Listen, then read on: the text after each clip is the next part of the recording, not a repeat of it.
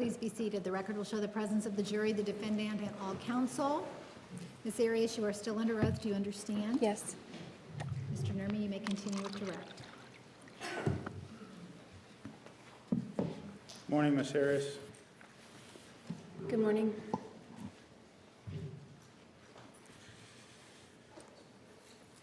Yesterday, when we ended, we were at the point in time on June 4th, late afternoon, early evening hours, when you were about ready to depart. You were telling us before you departed, you were going to, or you and Mr. Alexander had decided to engage in this photo shoot, you called it, right?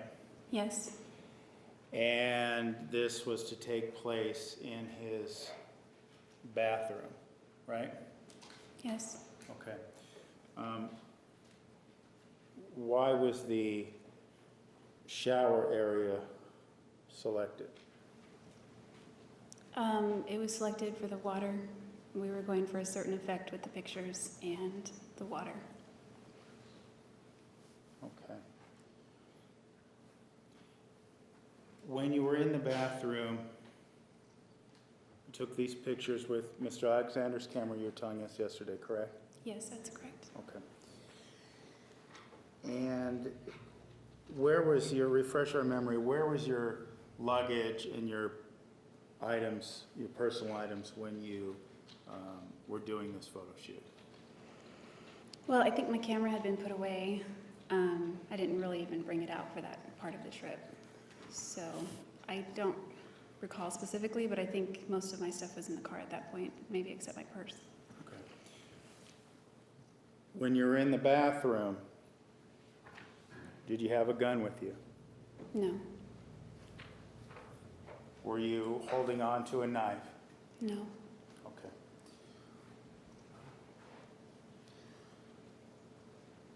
So we saw the pictures of him in the shower. Tell us what happens once he gets in the shower. I'm taking pictures of him. We were trying out different poses. We were Are you kind communicating? Is it yeah, we were kind of friendly? laughing. Okay. It was, I don't know, it was a little weird because the background wasn't that great, but the water was okay. And we were trying out different poses, and then we were checking the photos and deleting them, and then taking a few more and checking them and going through them and deleting them. And at one point, he was sitting, and I was taking pictures. I was probably a few feet from the shower so that the water didn't get on the camera. And I was showing him the photos, and we were deleting some. And at one point when I went to delete the photos, as I moved the camera, it slipped out of my hand. And it didn't like fall right away. I kind of caught it, and then I caught it like a football, like it bounced, and I almost caught it. But it didn't catch it, and it landed on the mat, and then it rolled onto the tile. And where were you when this took place relative to the shower? I was crouched by the shower. I might have been on the mat or on the edge of the mat. Okay. So what happens after you drop the camera? At that point, Travis flipped out again, and he stood up, and he stepped out of the shower, and he picked me up. I was crouching, but he lifted me up as he was screaming that I was a stupid idiot, and he body slammed me again on the tile.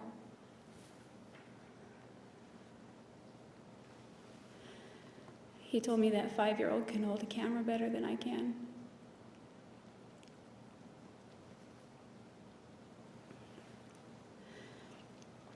He was,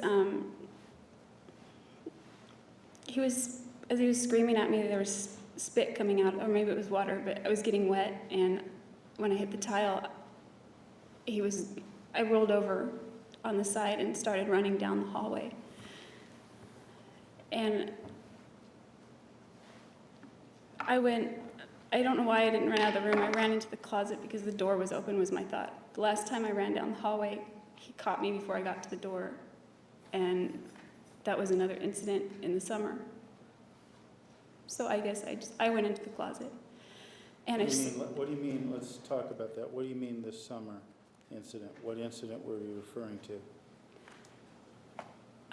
There was an incident where he was really upset. The whole incident?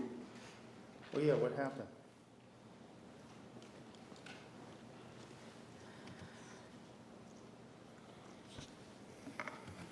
The previous summer in August 2007, I got hired at P.F. Chang's to work, and they needed my social security card, which I didn't keep in my purse because for security reasons, it was packed away. And I was looking everywhere for it, couldn't find it, so I assumed it was in one of the boxes that were in Travis's garage. So I called him. I needed the card for the next day for work. After I'd been looking for it, I wanted to come over and look for it there. He said, sure. It was a brief phone call. It was about 11 o'clock at night. And he sounded sleepy, so I thought maybe he was sleeping. I came over. I went into the side, of course, to go into the garage to look for the box. But this time, instead of going into the garage, the door was locked, which was unusual because it's almost always open. So I think no big deal. I start walking around the back of the house toward the sliding glass door, which is never locked because he had installed a doggy door. So the sliding glass door butts up to it, but it doesn't lock. So as I was walking around the house, the blinds to the living room were open, and I could see this blue glow coming out of the window from the TV. And I was walking toward the glass, and I glanced in, and I noticed two people making out on the couch. And I stopped for a second because I thought that was awkward. And I assumed it was one of his roommates. So I thought, how would I handle that? You know, I thought maybe I'll just walk in real quick and say sorry, and just because I would have to walk past them to get to the garage because it was on the couch. They were on the couch. So I decided I would do that. And then as I was going toward the glass, she stood up and she rehooked her bra, and the guy stood up wiping his mouth, and I saw it was Travis. So we weren't together at this point, and I knew that there were other people that he was seeing or that I was maybe seeing, but it kind of still hurt, so I ran. I didn't go get my social security card. I just left, and I went home, and it was too late to call anybody really, so I just waited till the next day to call my sister, my little sister, but she wasn't home. She lived with my parents at that time. My dad answered, and I told him what happened because he was somebody to talk to. I didn't confide in him often, and he was asking me why I was crying. And so I just told him what happened. And so at that point I decided I'm just gonna go over there and ask him if he's dating someone. That way I can move on or something. So I went over to his house, and I went into the house, and he was in the laundry room stenciling stripes down the walls, getting ready to paint them. And I hopped up on the washing machine and sat there, and he came down on the ladder and he gave me a kiss, and I just said it flat out. I said, if you're dating someone, it's okay, you can tell me. And I told him, based on what he had said about Deanna in the past, I said, I won't freak out the way Deanna does, because he had said that about her. And he just thought that was a strange question, and he said, why are you asking me that? How does this, without telling what was said, you mentioned that this correlated to the incident on June 4th. Were you in the upstairs area with Travis after this argument about seeing him with another girl? Yeah, he just let out a real frustrated scream, and he walked out of the laundry room and palmed the wall really hard with his palm. I mean, not the wall, the door frame of the laundry room, and just went upstairs, and I sat there kind of stunned. I'd only seen his temper a few times at that point.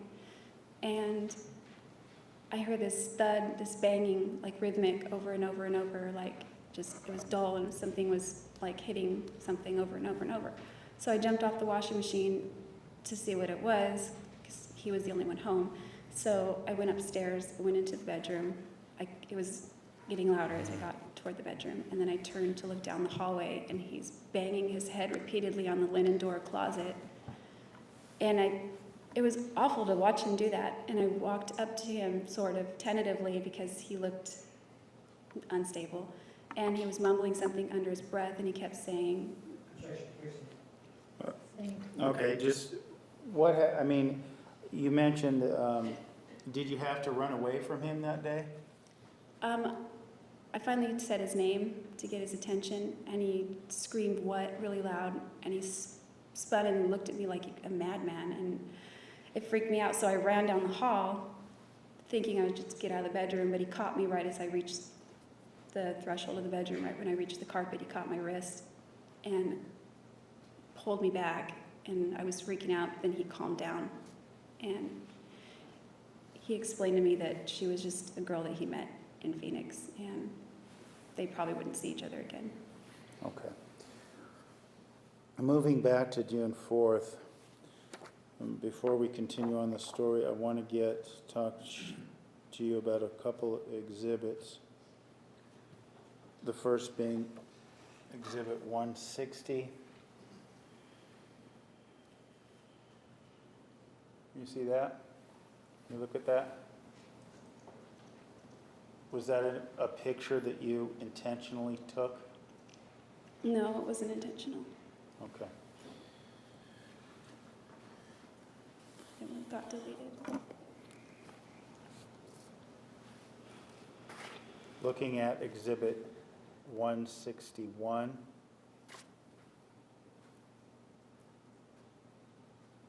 Was this a picture you intentionally took? No, I didn't take that one.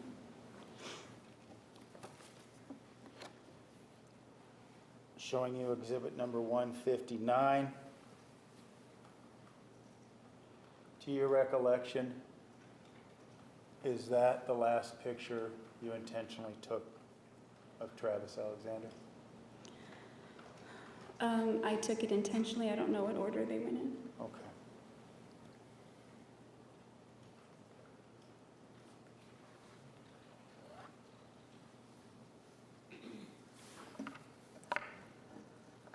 When he slams you down onto the ground,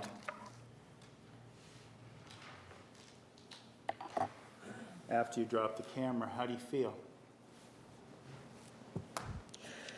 I was scared.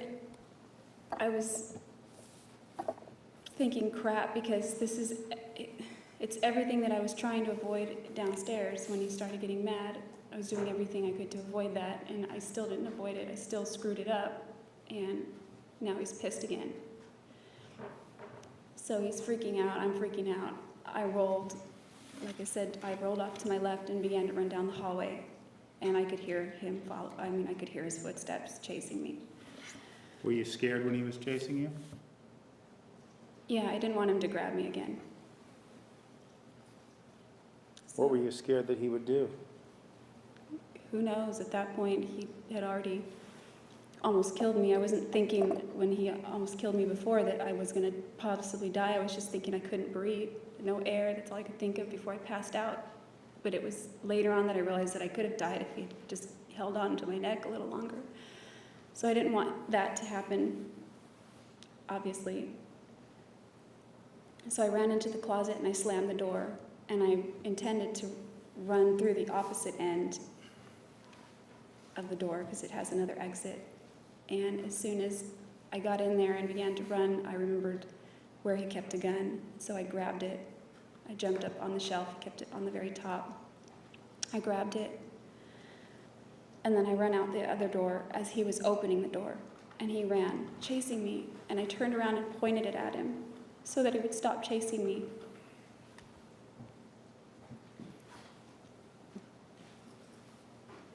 Jodi, I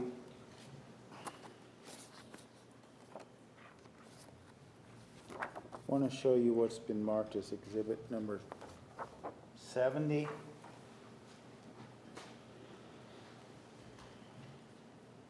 Do you recognize that area? Yes. What is that? His closet. You said that you grabbed the gun from the closet. Can you point to us where the gun was? It's not shown in this picture, but it's up the very top of the shelf, up like right here. Okay, let me But it's show you. above that. Let me show you then what's been entered as Exhibit 69. Does this show the area from which you grabbed the gun? Yes. Could you point to that for us, Jodi? It was up here in the corner, kind of up, right up there. Okay. You told us that you knew the gun was there. How did you know that? I had known he had it. I found it one day when he used to give me projects when I would clean. Sometimes it was the floorboards, sometimes it was the light fixtures, and this day it was the closet shelves. I had to pull everything off the shelves and dust it all. So I got onto the top shelf. There was, I don't know if it was shown in that picture, but there's also a seat. So I moved the seat around to stand on it to get up there, and it was up there. Okay.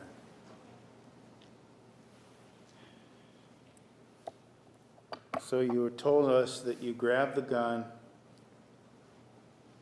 and got out through the closet, correct? Yes. I want to show you what's been marked as Exhibit 162.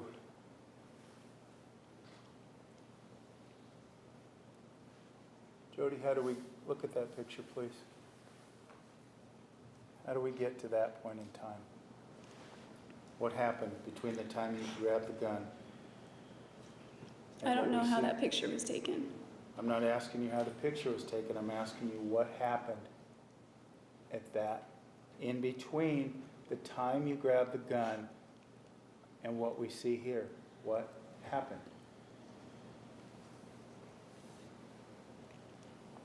When I grabbed the gun, I ran out of the closet. He was chasing me. I turned around and we were in the middle of the bathroom. I pointed it at him with both of my hands. I thought that would stop him. If someone were pointing a gun at me, I would stop. But he just kept running. He got like a linebacker. He got kind of low and grabbed my waist. But before he did that, as he was lunging at me, the gun went off. I didn't mean to shoot him or anything. I didn't even think I was holding the trigger. I just was pointing it at him. And I didn't even know that I shot him. It just went off and he lunged at me and we fell really hard against the tile toward the other wall, like kind of near the scales or whatever those things are. So at this point, I didn't even know that if he had been shot. I didn't see anything different. He was just, we were struggling and wrestling, and he's a wrestler. He had wrestled in high school, and he was getting on top of me. And I didn't want him to get on top of me because when he had done that in the past, I can't get out of those holds that he gets. So he's grabbing at my clothes, and I got up, and he's just screaming angry. And after I broke away from him, he said, "Fucking kill you, bitch." And Before he lunged at you, was he yelling at you and threatening you? To your recollection? well, he When he was was chasing me, and he was pissed off. Okay. Do you remember him yelling or saying anything? He was calling me names because I dropped his camera. Okay. Do you remember what those were? Well, I remember him calling me a fucking idiot. And I remember him telling me that a 5-year-old can hold a camera better than me.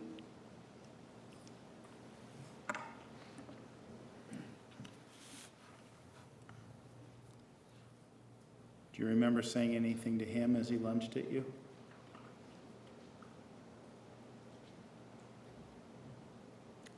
I don't think so. I was crying and running, and I pointed it at him, assuming that he would get the idea that to stop.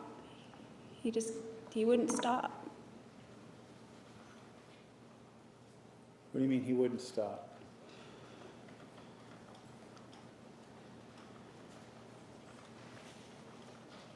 Well, after the gun went off, I thought, crap, because now he's really going to be pissed. I didn't know that I shot him. I thought I shot a hole in the wall or something, and I'm thinking he's really going to be pissed at me now. So now he's telling me he's going to kill me, and I think after he said that, he had almost killed me before, and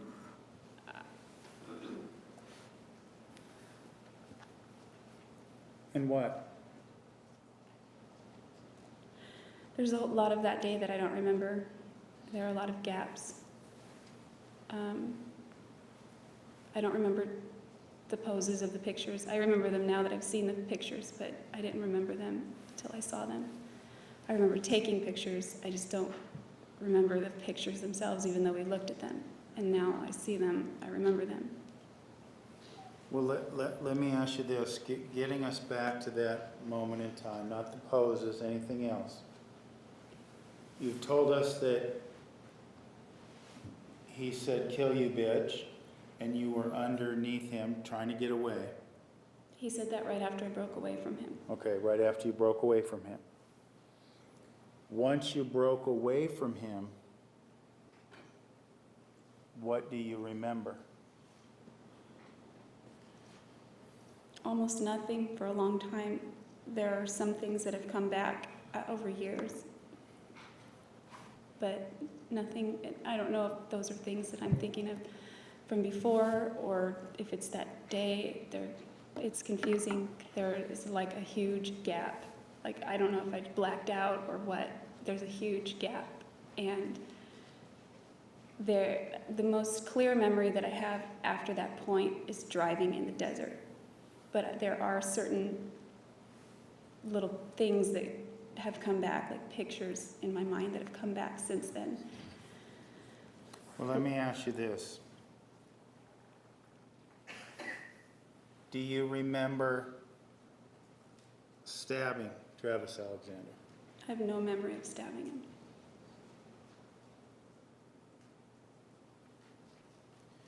Do you remember, as we see here in Exhibit 162, do you remember dragging him across the floor?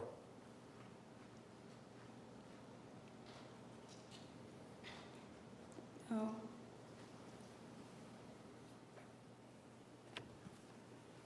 I just remember trying to get away from him.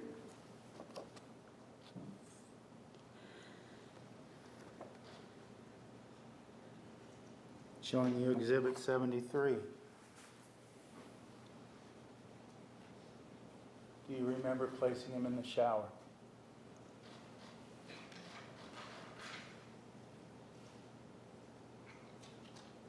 I'm sorry, that's no.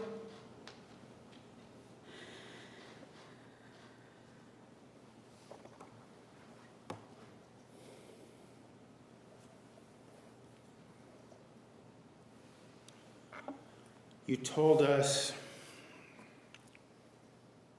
that after running away from him,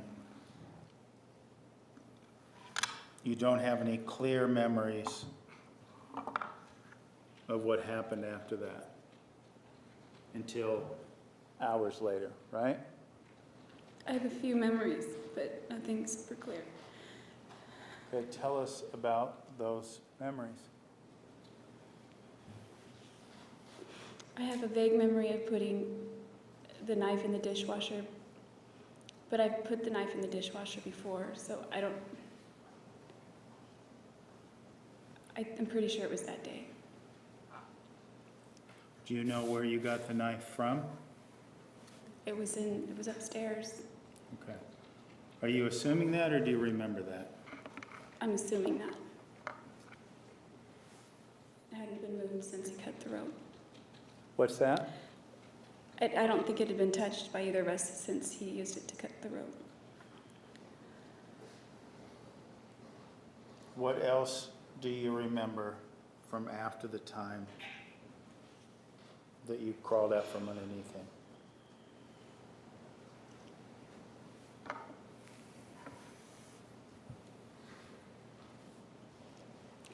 I remember I was in the bathroom. I remember dropping the knife and it clanged to the tile. It made a big noise. And I just remember screaming.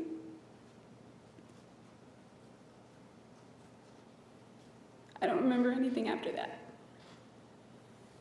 Not immediately. Do you remember where he was when you were screaming? I think he was next to me on the floor. I don't know. Do you know where you were? I was in the bathroom.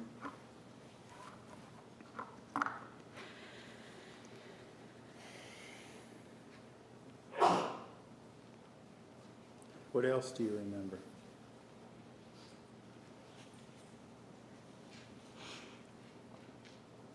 Not much. Does not much mean nothing? I remember more the feeling of that time, not pictures and things that I can bring back. Tell us about the feeling.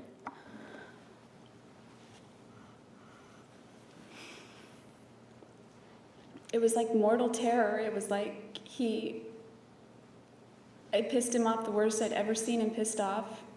And then I tried to stop him, and then I pissed him off even more. And I thought, shit, I'd really, really pissed him off.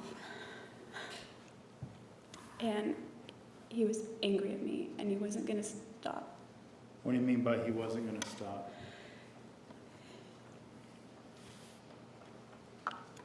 He wasn't going to stop. He wasn't stopping. He was. When you say he wasn't going to stop, did you fear that he was going to kill you? For sure. When he said, kill you, yes. He'd almost killed me before, and now he was saying he was going to. So when he said that to you, you believed him because of past incidents. Objection, lady. Sustained rephrase. Why did you believe him when he said, kill you, bitch? Because he'd never said that before, and he'd taken me almost to that point without that threat, and now he was clearly making that threat.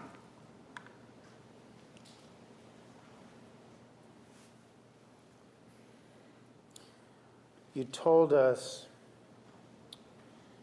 your last memory in Travis's bathroom was sitting on the bathroom floor screaming. I don't know if I was sitting or what. I just remember dropping it. Okay. Dropping the knife? Yes.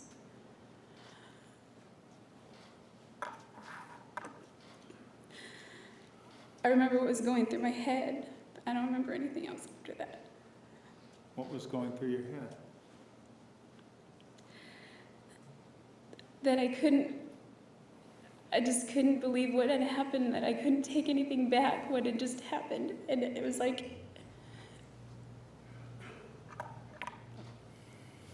I couldn't rewind the clock.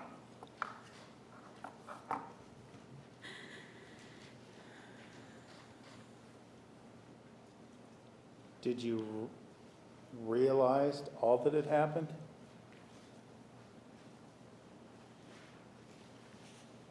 I don't know about all, but I just remember dropping the knife and being very freaked out and screaming.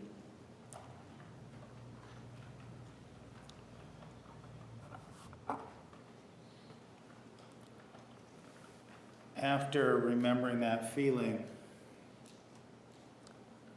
and dropping the knife in the bathroom, and some of the other memories you've shared with us, what is the next point in time for which you have a memory? From which, that I remember? Mm-hmm. I remember driving. I thought I was driving west because I remember the sun was in my eyes for a while. I didn't know where I was going. I didn't have my GPS anymore. I hit a lot of stoplights, so I don't know that I was on a freeway. I hit a lot of stoplights. And then eventually I was in the desert. I don't know where. It got dark.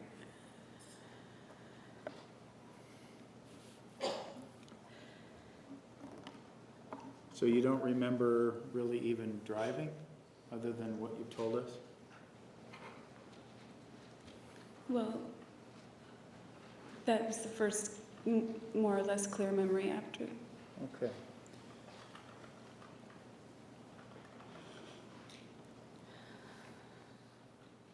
Did you have thoughts about what happened? Yes.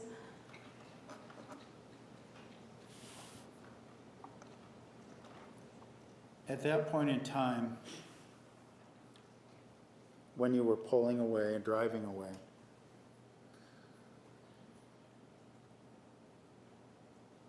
did you have the gun with you?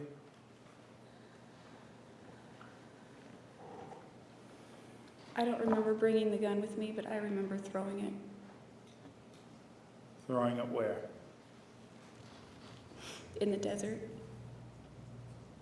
Okay. What about the rope he had tied you up with? Did you take that with you? Yes. And do you remember what you did with that? Eventually it went into a dumpster. Where? It was behind a gas station. I think it was somewhere after St. George. I don't remember.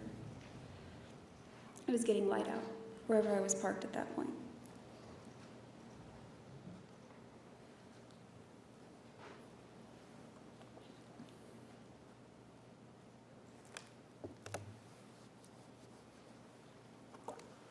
Do you remember? Well, let me ask you this. When you were driving, was there blood on you? Yes. There was, when I finally came to, I saw there was blood on my hands. And I didn't have my shoes. I didn't know where my shoes were. I was in the middle of nowhere, so I pulled over. And I got out of my car. I was really thirsty. So I had a case of water from Costco in the trunk. So I got some water, a water bottle. I rinsed my hands off with it as well. I got my other shoes. I had business shoes for the prepaid thing, and I got those on.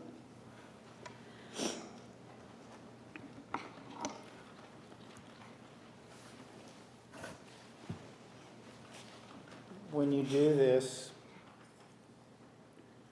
you have the water, you're cleaning the blood off yourself. And did you stop and clean yourself up before you disposed of the weapons or after you disposed of the weapons?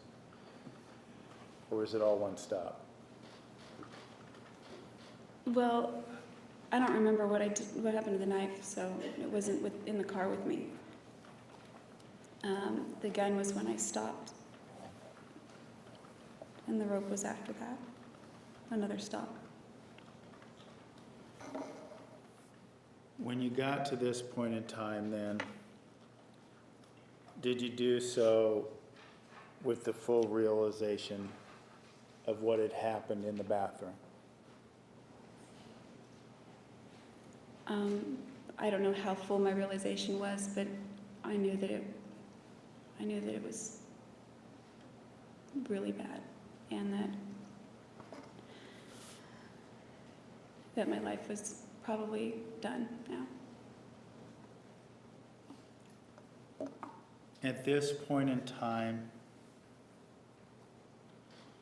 did you believe that Mr. Alexander was dead?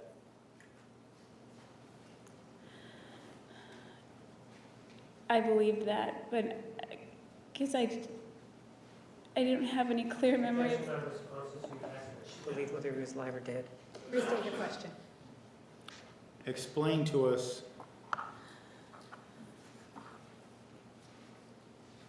if you believed Mr. Alexander was alive or dead.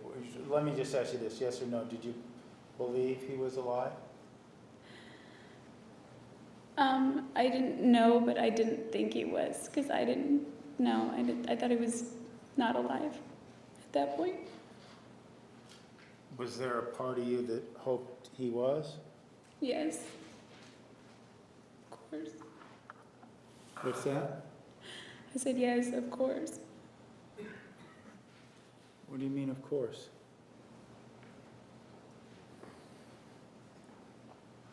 I wish that it was just a nightmare that I could wake up from.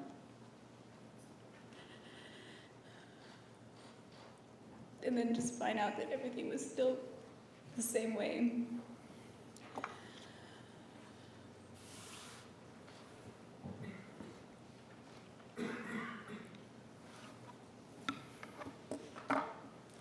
Did you still love him?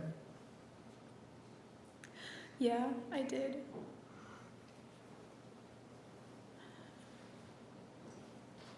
Do you still love him now? Yeah, it's a different love, but yes, I do.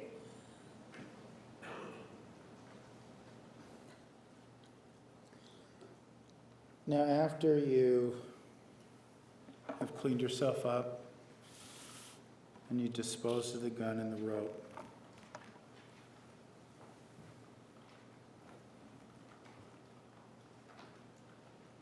what do you do next?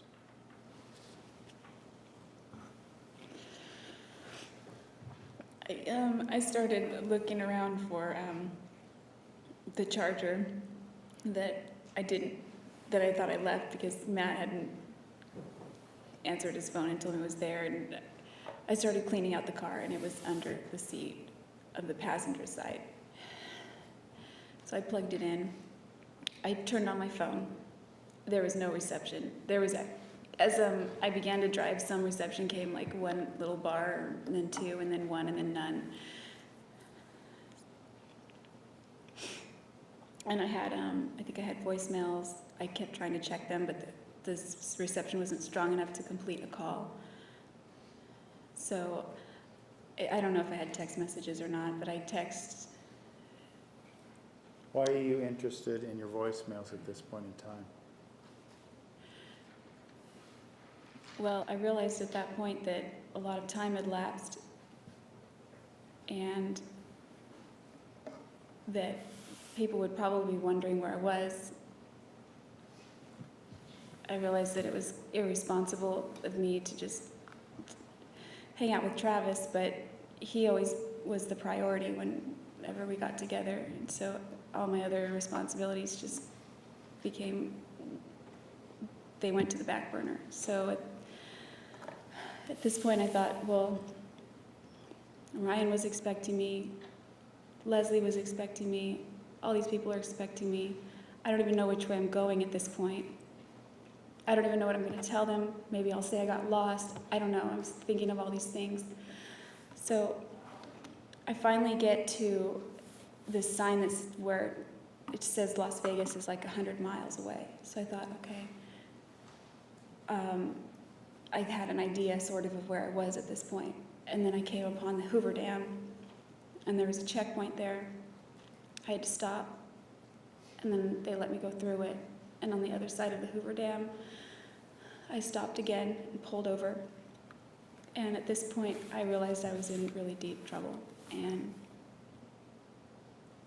I started thinking of what I could do to delay the inevitable. Well, let me ask you about that. Your phone was working then? It begets the question, why not just dial 911 and tell them what happened? I was scared, and I couldn't imagine calling 911 and telling them what I had just done. Why not?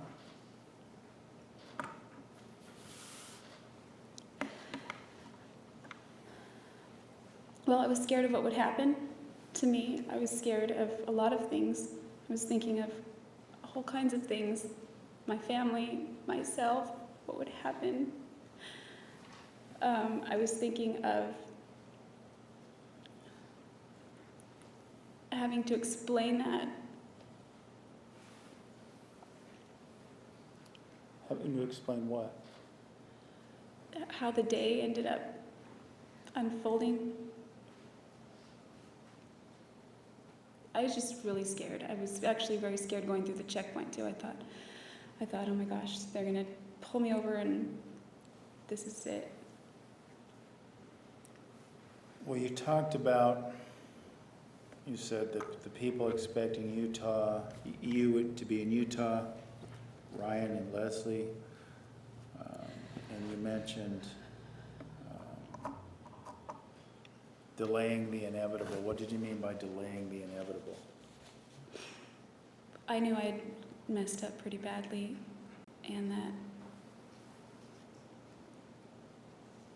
the inevitable was going to be that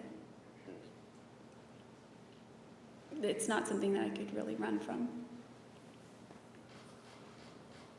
You said that you messed up pretty badly, but he attacked you. Why did you feel like you messed up pretty badly?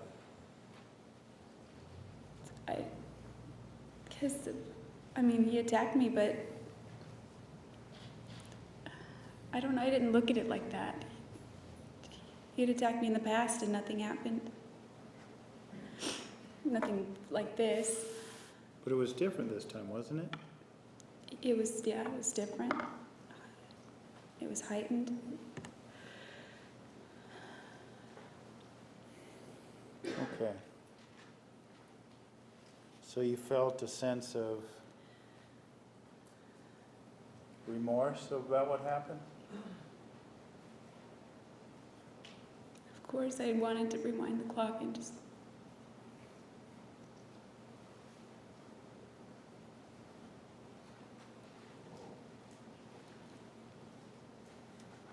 And what? so that never had happened. I was thinking at the time, the camera, if I wouldn't have dropped the camera, but I realized there were probably other steps that could have been taken, even though he got really mad. And even though he threatened to kill me, maybe I'd have run left instead of right. So you're regretting not taking alternative steps, right? Is that correct? Sustained, rephrase. You were you angry at yourself?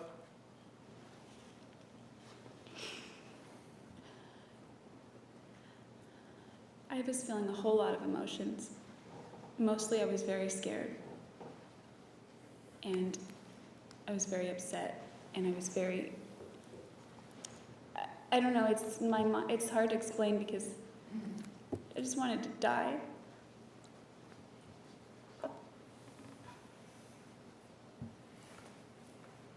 Did you contemplate killing yourself at that point in time? Not that very moment, but yeah, I did it thereafter. Okay. Well, let's stay in that moment for now. Talk about delaying the inevitable and how you can't run from this.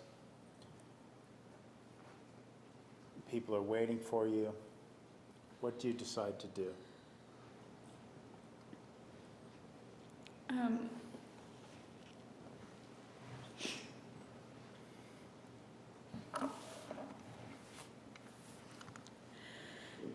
I knew that my life was pretty much over, but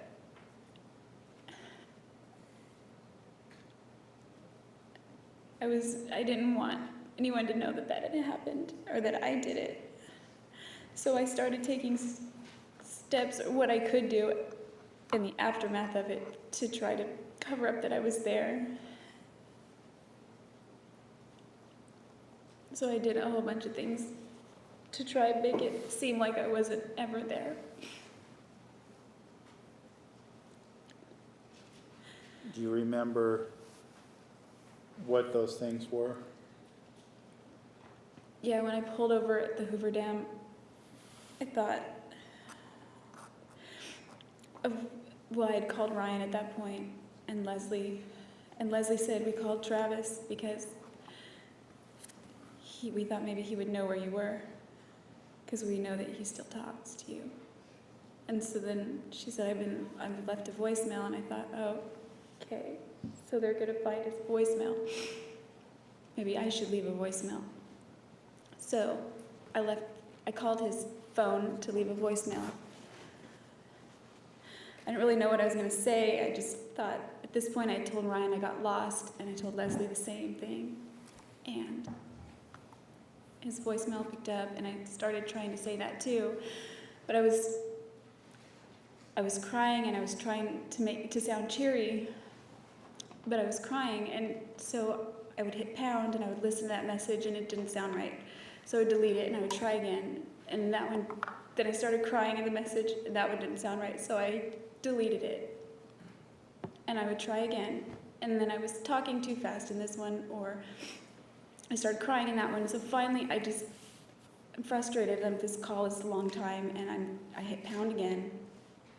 I erased the message by hitting 3, and then I started recording it again, and then I listened to it that time, and I was like, okay, it's good enough, I'm going to leave that, and so I had that message sent. So this was your effort to try to act as if you weren't present in Mr. Alexander's home on June 4th? Yeah, I figured that eventually his voicemails are going to be listened to, and I thought that'll just, throw the scent off for a little while, so to speak. Okay. So after you make these calls to Mr. Burns, Miss Jodi, and Mr. Alexander's voicemail, what do you do next? Kept driving past Vegas. Where were you intending to go? I realized that in order to keep up that pretense, I had to keep part of the schedule that I was sticking to. So my intention was to show up in Utah, make an appearance, and go home. Okay. And showing up in Utah, was that for the business meeting that we had heard about earlier? Yeah, whatever was going on that day. It would have been a briefing, I think. That's what I went to. The overall intent of going to Utah was to spend time and get to know Ryan Burns, right? That was the whole purpose for the trip, initially. Okay. That and to see places on the list and for my photography. All right.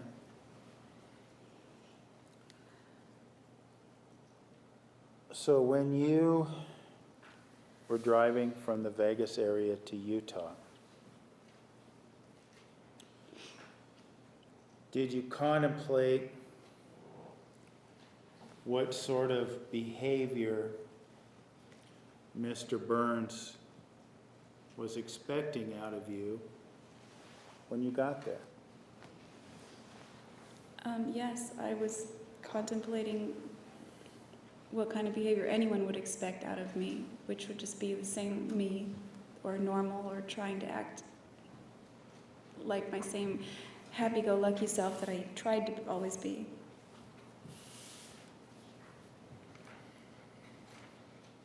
So, as it relates to, and I'm going to ask about just a couple of people because we've seen them throughout the course of this trial.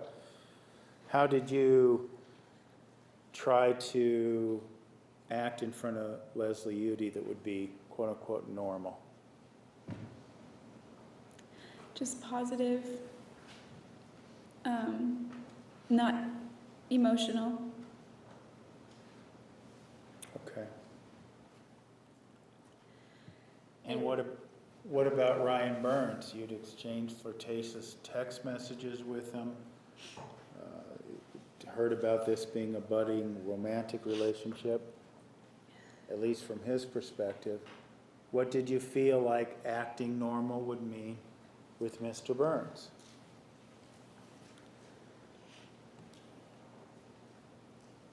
I didn't know, just hanging out and trying to act like, oh, I just got lost, you know? And I'm kind of dingy anyway, because when I did, everyone thought, oh, that's just Jodi, so I thought, okay, that's good. Objection. She's non-responsive as to what Mr. Ryan Burns expected. She's explaining why in her behavior, Judge. Overruled. You may continue. So I don't remember what I was saying. I just was trying to act like myself. And Well, what did that mean with Mr. Burns? Did you contemplate what expectations he might have based on your previous dialogue?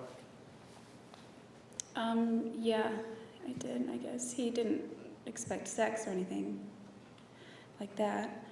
Objection, speculation. Sustained. In your opinion, when you were contemplating what he would expect out of you, was sexual intercourse something that you thought he would be expecting from you? No, it's not anything we discussed. Was physical contact of a sexual nature something that you thought that he might be expecting? No. I don't know about what you mean by sexual. Well, let me ask you this then, I'll put it more directly. Do you think, in your efforts to appear normal, do you think that he might have been expecting the two of you to kiss? Objection. Speculation as to, again, what he might have expected. It goes to her perception, I'm not asking his, I'm asking hers. All right.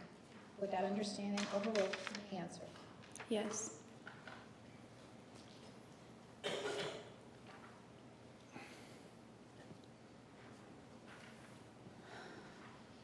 Did you feel as if he had the expectation that this time together would be romantic or romantic? I don't know how romantic. I just was going with the idea that we would just hang out and have fun and get to know each other and see if there was any spark there or not. Okay.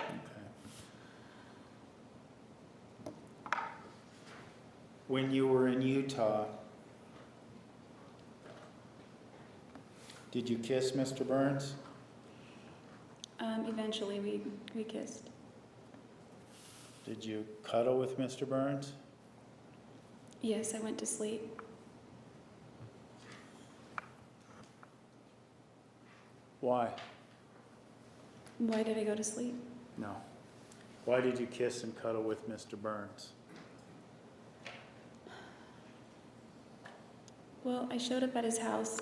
He had given me directions there. We were hanging out, watching a movie. I was laying on, I don't know if it was a couch or a bed or what, or a love sack, I can't remember. It was just furniture in his room. And we were watching some, like, scary movie, I guess. And he was laying next to me. We weren't, like, really touching, but we were kind of laying next to each other. And I don't know, I felt safe right there, and I figured, like, if I don't kiss him at all, I don't know. I guess I just wanted to seem like normal. I wanted to seem like I was okay, like things were okay, like I didn't just do what I just did.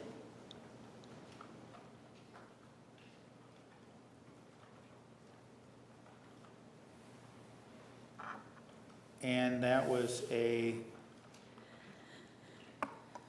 pretense you kept up for about a day or so with Mr. Burns? I think I went to, not even that. I had gone to the restaurant earlier with him, or I followed him there.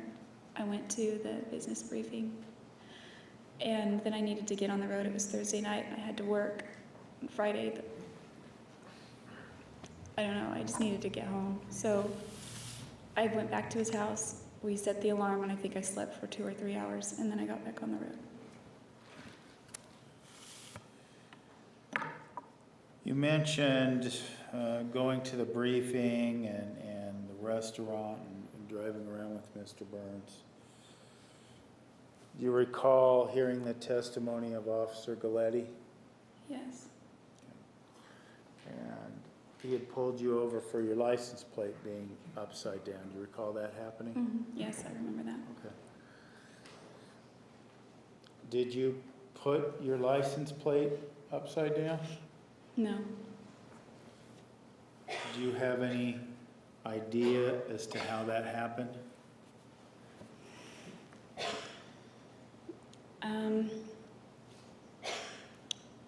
I had told Ryan that Objection, hearsay, speculation. Approach.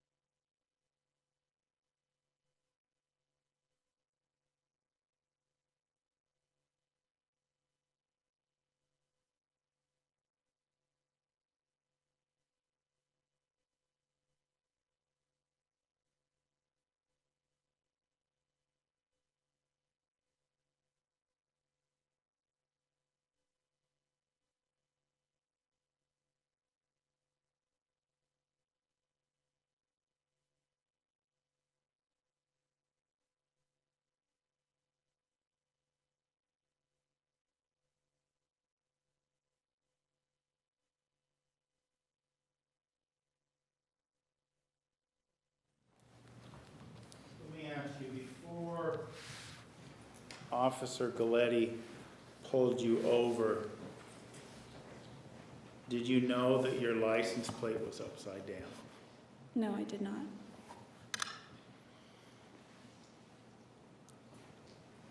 Do you have any reason to suspect how your license plate might have got upside down? I could only think of 2 things. 1, I rented it that way and didn't notice it. Or 2, when I'd stopped at Starbucks in Pasadena. When I was walking toward my car, the parking lot was packed. It was dark though. Obviously the parking lot lights were on. As I was walking toward my car, there were some skaters, young kids that were skating. They were kind of snickering and skating away from the car.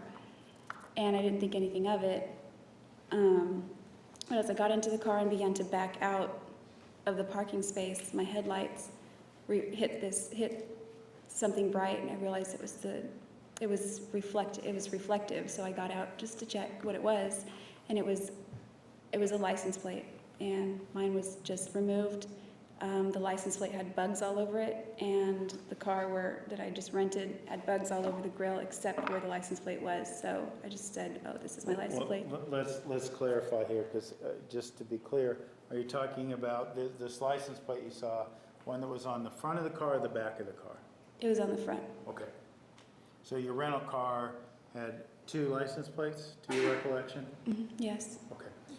All right.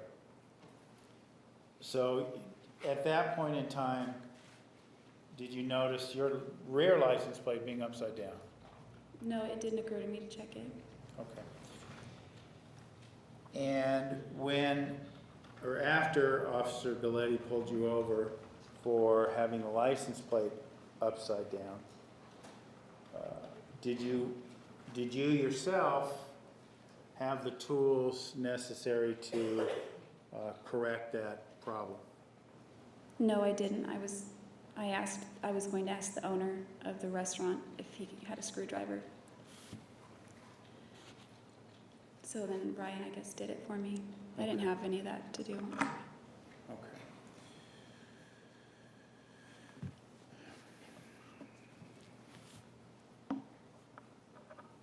After, you said you slept a few hours at Mr. Burns, his residence, before you got back on the road to Wairika. Did you kiss him that morning before you left as well? Yeah, we kissed goodbye. We had fallen asleep on the love sack, and we woke up with when my phone went off for the alarm. And yeah, we kissed. I mean, we weren't like making out, not like he said. But yeah. Okay.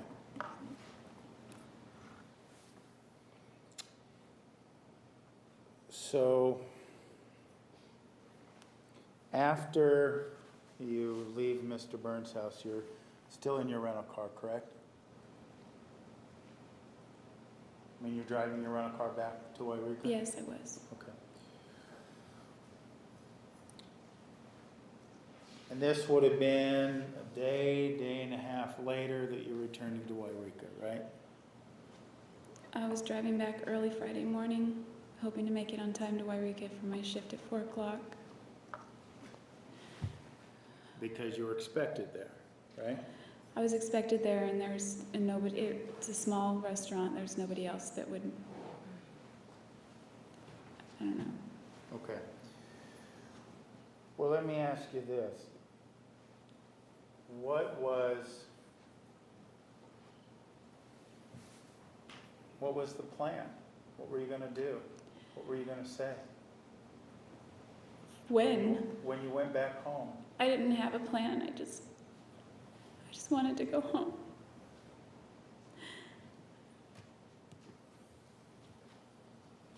I wanted to go home and act as normal as I could. For the time being, I didn't know what to think. I just wanted to die.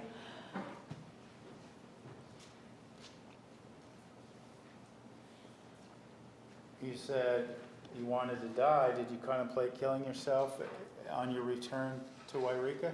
Objection, Robbins.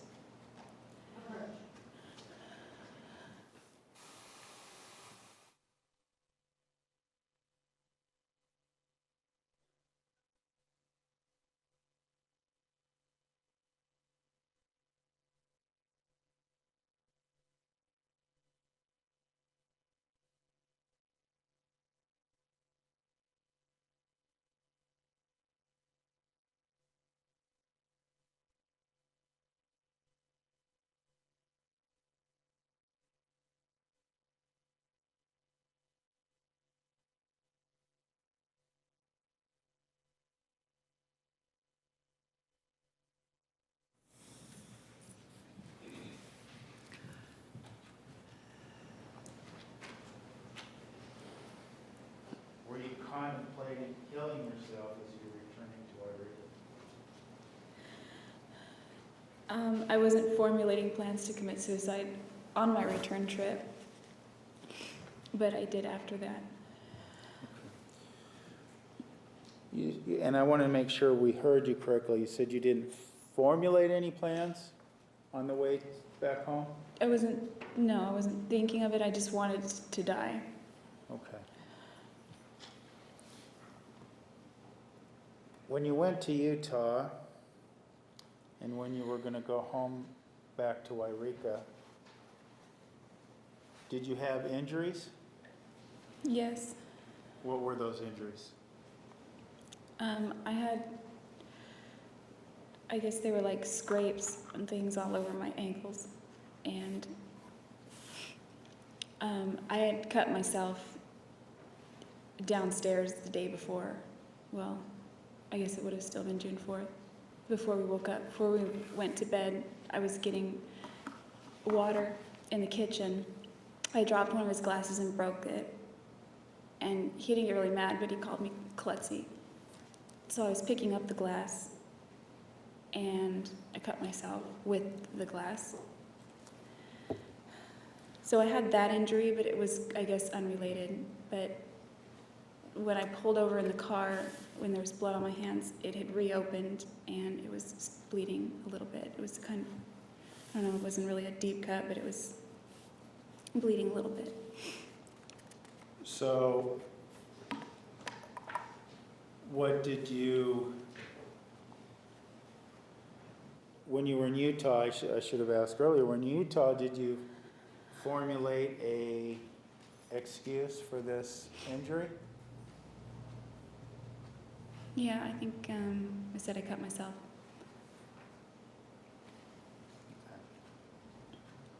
Any explanation how? The week before, I cut myself really badly at work, so I think I just said, oh, I'm a bartender, I cut myself. I think it was actually June 1st, I cut myself. And I remember that because the date was on the photo in my phone. Okay. Did you get back home to Wairika? Yes. Do you get there on time for your shift? I think if I was late, it wasn't very late. I was there. Okay. I think I was late that day, but I made it there. Do you work the rest of your shift? Yes.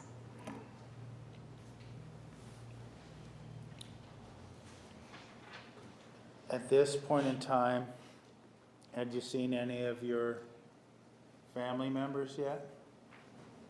Probably my grandparents. I went home, I think, and changed into my work clothes real fast and drove over to the restaurant. Okay.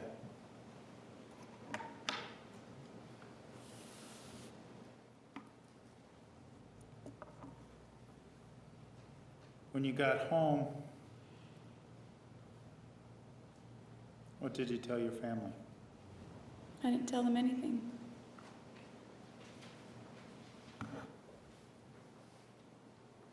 Just tried to live as normal? Basically, I tried to act like nothing had happened and just waited for the clock to tick down.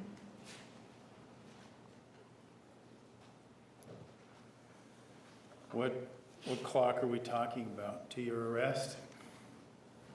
Yes, that clock.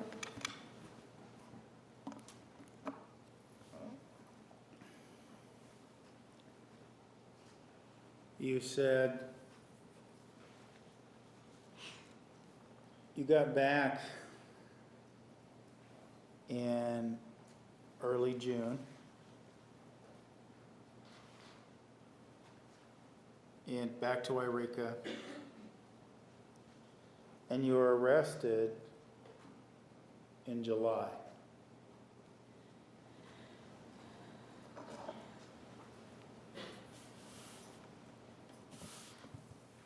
Did you ever contemplate or attempt suicide during that period of time? Yes. Not attempted. I took steps to. What were those steps? I bought a gun.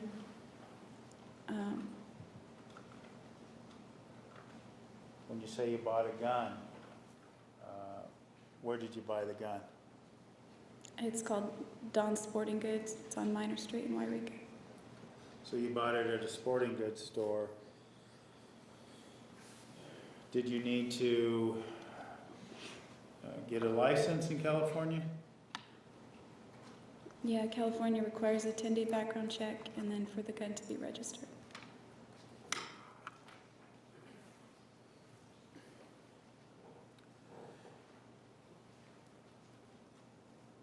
Apart from buying the gun, did you take any other steps relating to killing yourself? Yes, I began to prepare for, like, there were things that I didn't want to come out about Travis, or that I was participating in with him, and so I got rid of the clothes, the underwear, the boys' underwear. I got rid of that. Is that the Spider-Man underwear? Yeah, Is that a yes, Jody? that's a yes. And what else did you do?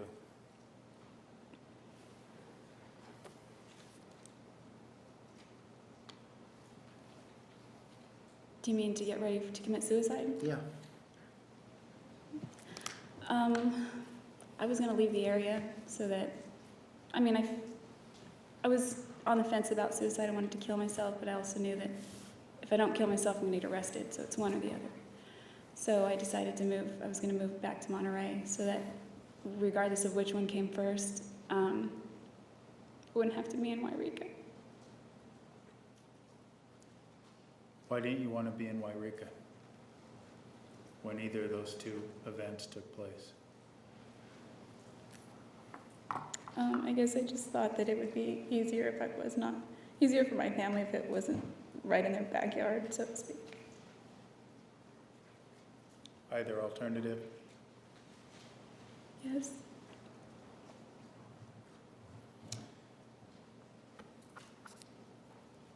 Now,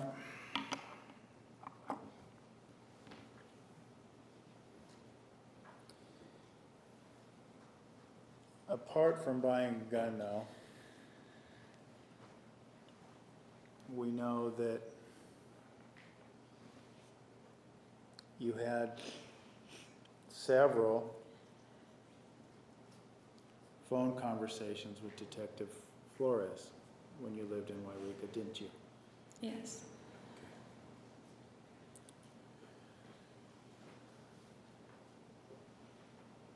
Those came to pass after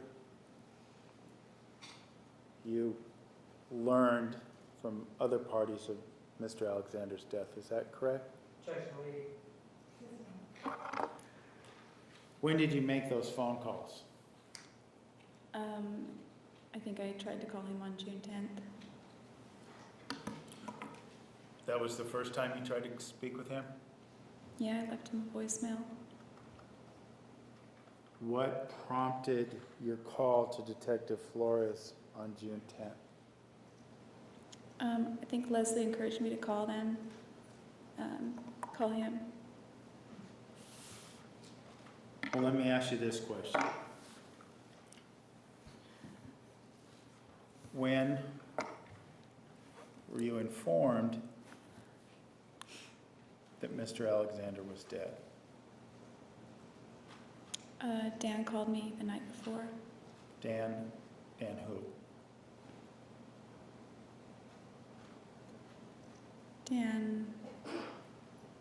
Dan called me and told me, objection, my response, that she was asking who.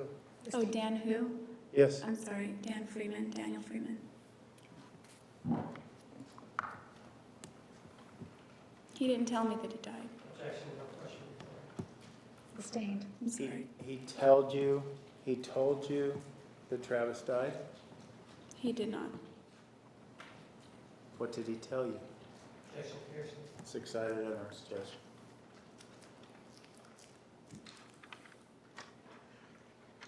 We're going to take the noon recess at this time. Ladies and gentlemen, please be back to the designated area at 125. Please remember the admonition. You are excused. Please stand for the jury.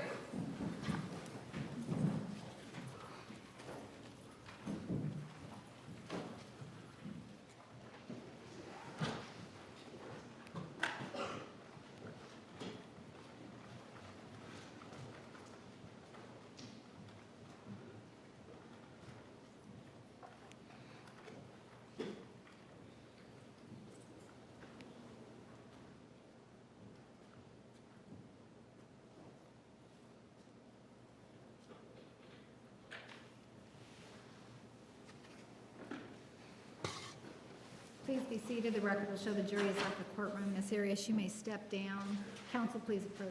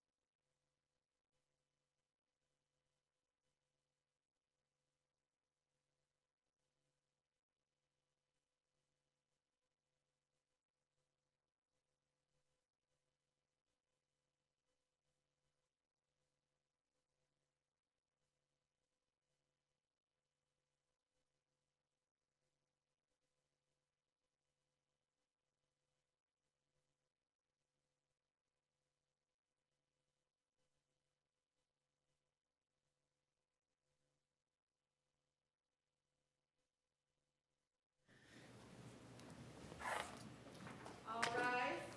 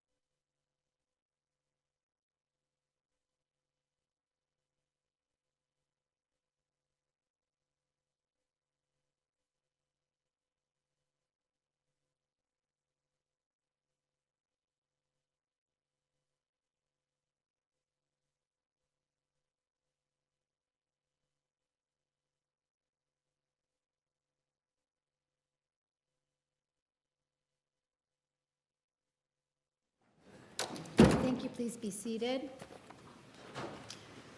Ms. Arias, please take the stand.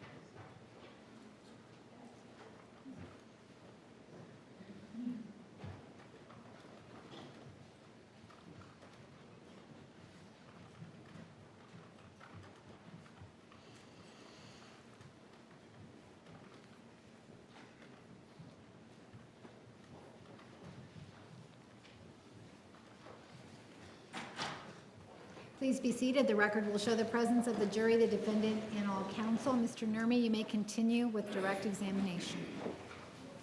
Thank you. Ms. Arias, before lunch, I think, when I spoke to you about returning from from Utah to Wairika, you were still driving your rental car, is that correct? Yes, And did you return that back in Reading where you got it? eventually I did, but not on time. Okay. You say eventually, do you recall when you were supposed to have it back versus when you did get it back? Yes, I was supposed to return it the same Friday, and I ended up returning it on the Saturday instead.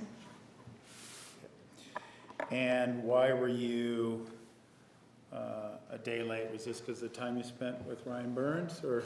Yeah, I overslept, and I underestimated the time that it would take to get from West Jordan to Wairika, or to Reading. So if I would have cut over to Reading to drop the car off at the airport, it would have made me late, even later than I was for work. So rather, I just took the highway around the northeast side of Mount Shasta and went straight to Wairika because it was faster. But I called the car rental place first to make sure I had permission to do that. Okay. So when you went to Wairika, back home to Wairika, what car were you driving? From that trip, the rental. Okay. And then you went back down to Reading and then back home again? The next Right. day I went to Reading. I think it was my sister-in-law that drove me to the airport and then back to her house where my car was parked at my brother's house. Okay. Now, based on the timeline we've been talking about regarding your time in Utah, do you recall what day your shift was back? And this was at Casa Ramos, right? You're still working there? Yes, Casa Ramos. Okay. And what day was your shift on, what day were you scheduled to work, I should say? That Friday, I think I was supposed to be there at 4 or 4:30. Okay. So you say you went to your grandma's, changed, and went straight to work, right? Yes, Okay. And because of that schedule, you didn't have an opportunity to speak with your family before the end of that shift, is that accurate? no, I was in a rush. I didn't have an opportunity. I just ran home. I was already late, so. Okay. And you were living at your grandparents' at this time? Yes. Okay. And based on what you told us before, you had, at this point in time anyway, a pretty good idea that Travis is dead, is that right? Yeah, it's something I wasn't accepting in my head, but obviously I kind of knew it, but I wasn't like facing it, if that makes sense. You wanted to deny that reality, right? Very much.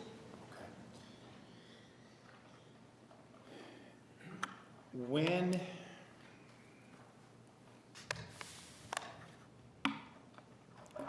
well, let me ask you this. On this point in time, did you have any knowledge of anyone else knowing of Travis's death? No, as far as I knew. Were you thinking, or were you fearing that that might happen soon? Yeah, I assumed it was going to, and I was definitely fearing that. When did that fear become a reality? I think it was early in the morning on June 10th, sometime after midnight. Dan Freeman called me, and I saw his name on the caller ID when he was calling my phone, and I thought that that would probably be the phone call that I was dreading, and I answered it, and he told me that something... Based on that phone call, did you come away with the understanding that Mr. Alexander had been found dead? That wasn't definitively said, but I assumed that was the case. Did you said not definitively said, did you seek out other confirmation of this? Yes. And whom did you contact? Through Dan Freeman, I learned who was there, and I began calling. I called his friend, Travis's friend, Brent Hyatt. There was no answer, so I called. I don't remember if I called Zach Billings, his roommate, but I was talking to his girlfriend. She wouldn't say much, and then I was able to get Bishop Layton's phone number. That was the bishop to Travis's ward. I was told he was there, and by then it was like 3 a.m, and I called Bishop Layton, and that's when he told me. Told you that Travis was dead? Yes. How did you react to that news, at least him telling you of that news? Objection relevance. Approved.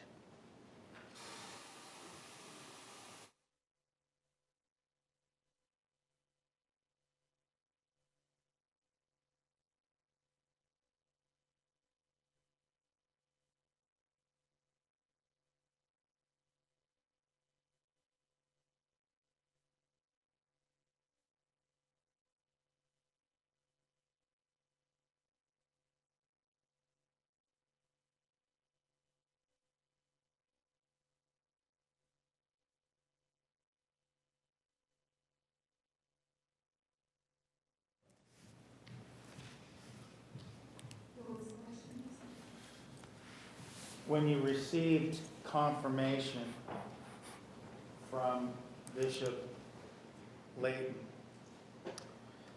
that Travis was in fact dead, how did you react to that? I just remember I was in the living room of my grandmother's house on my phone, and I doubled over and started sobbing really hard, and I couldn't stand up. Prior to you learning that information, or hearing that information from Bishop Layton, was there still a part of you that was hoping that he really wasn't dead, that he was just injured? I was hoping the whole thing wasn't real, and it was just a nightmare, and that, of course, I was hoping none of that had ever happened. And when you heard that from Bishop Layton, that's when you realized that hope was dashed. Is that fair to say? Objection leading. Sustained. Was that hope that it was a nightmare gone after you talked to Bishop Layton? Reality set in a lot more than that. I still, to this day, I wish it was just a nightmare. But I wasn't able to just deny it as much in my head, or it was more like facing me squarely and, you know.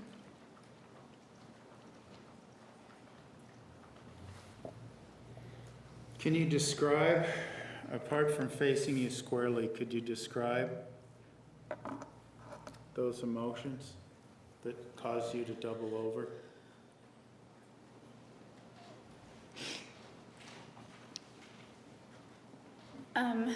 It's more like things that were going through my head. What was going through your head? I didn't know how his friends had found him, and I thought of what everyone was going through, and I thought of Napoleon.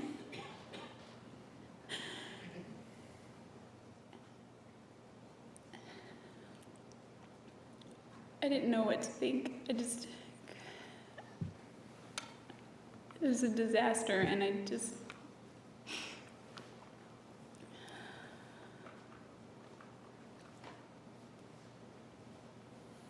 I had to hang up with Bishop Layton.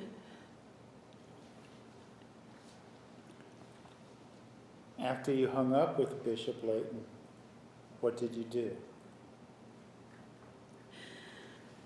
I was scared. I figured I'd probably get arrested like the next day or something. And I was still trying to keep up the pretense that Sustained. You said you feared arrest at that point.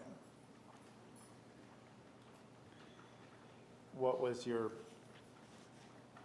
plan? You talked about earlier about, was this when you decided, well, I'm either going to kill myself or I'm going to move to Monterey? no, I knew I'd get arrested or I'd end up probably killing myself. Around that time, no, I hadn't decided yet to move to Monterey, but it came like a few days later. Okay. Well, we've heard earlier about your conversation with Detective Flores that happened on June 10th. Did you have this conversation after you spoke with Bishop Layton? Yes, later in the day, I went, I don't know, it was like 3 a.m. that I spoke with Bishop Layton, and I think it was in the afternoon that I spoke with Flores. Okay. You called him, right? Yes. Why? Leslie encouraged me to, and I thought, she said that, Objection here, sir. Sustained. Leslie encouraged you to talk. By Leslie, we're talking about Leslie Jodi. yes,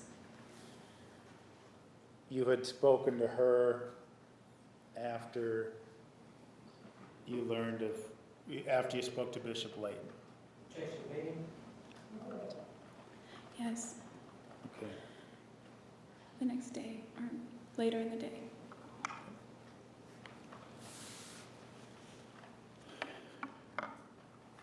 Now, when you call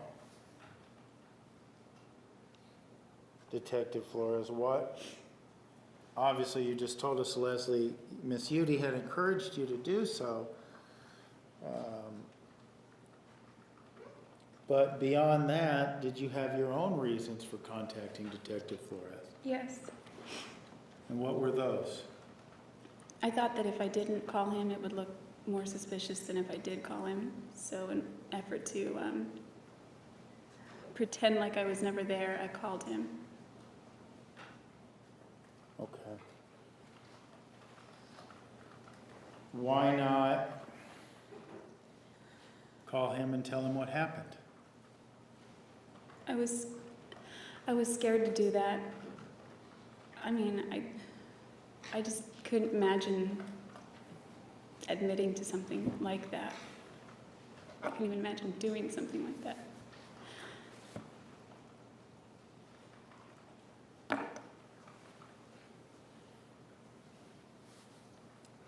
So you called him to act as if to begin putting up the facade that you had nothing to do with it. Is that what you're telling us? Yeah, I began that facade almost right away because I didn't want anyone in Utah to know either, but that's why I called him also.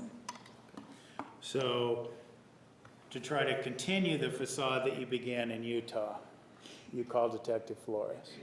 Yes. Okay.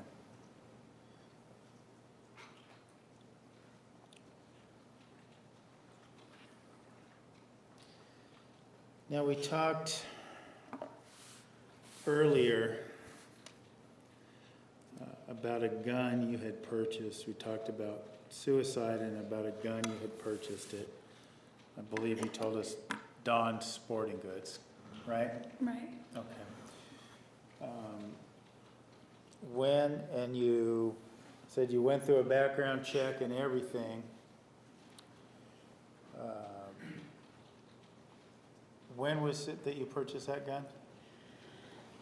I think I purchased it on July 1st and took possession of it July 11th, if I Okay. remember correctly.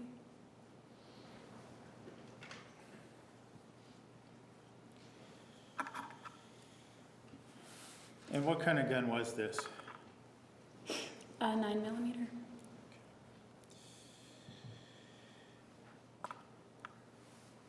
Now, there is a lot of time between June 10th and early July. 3 weeks or so. Did you make any attempts to kill yourself during those 3 weeks? No.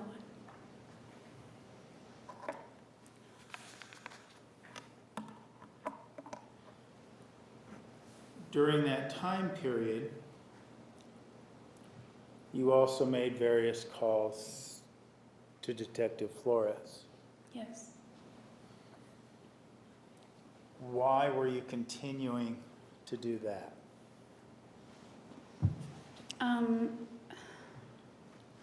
A few reasons. One, I wanted to continue to act like I was participating. And two, I kind of also was calling him to see what information I could garner from him.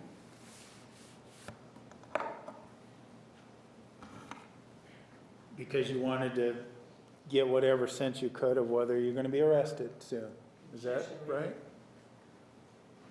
Rephrase this time. Would it be fair to say you were trying to see if your arrest was imminent? I knew it was imminent. I just wanted to see how much, I wanted to try to determine how much time I had.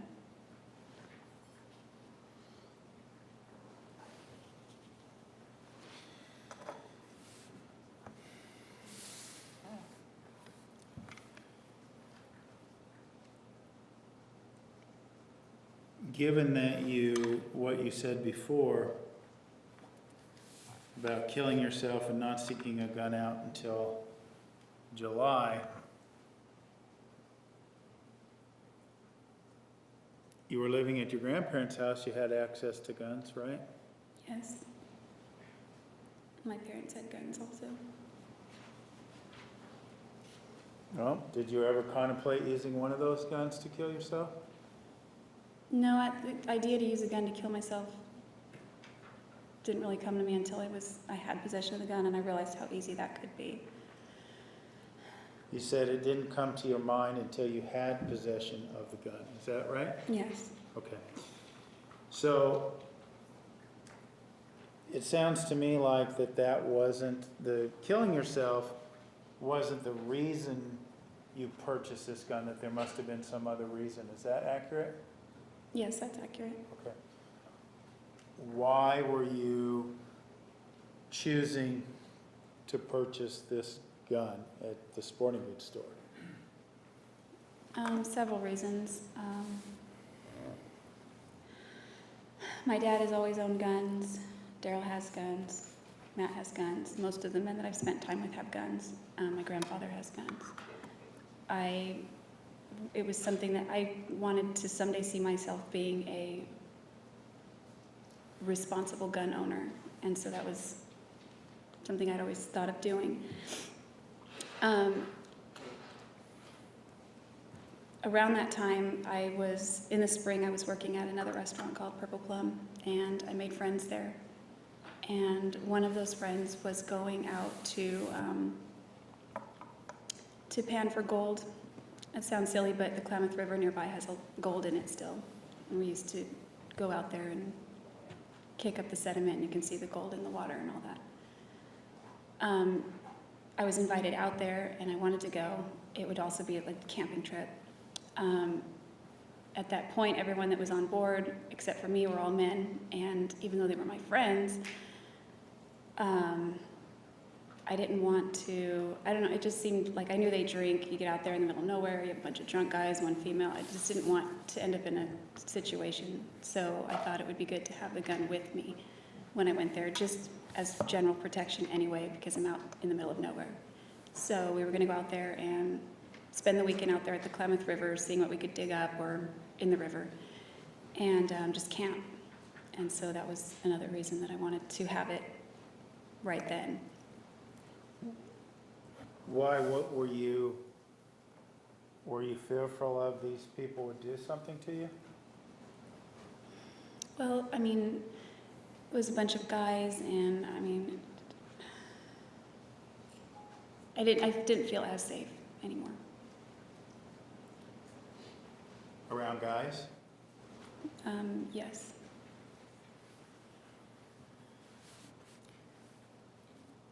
And you say any more, you mean after June 4th?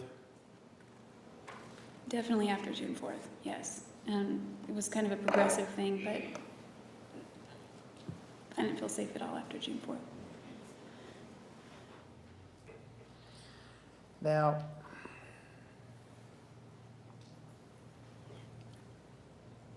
after Travis's death was discovered by the rest of the world, were there services for him, funerals, memorials, things of that nature? Yes, there was a memorial service at his church in Mesa, and the funeral, I believe, was held in Riverside. Did you attend either of those? I tried to attend both, but I only made it to the memorial service And that was the one in Riverside? in Mesa. Mesa.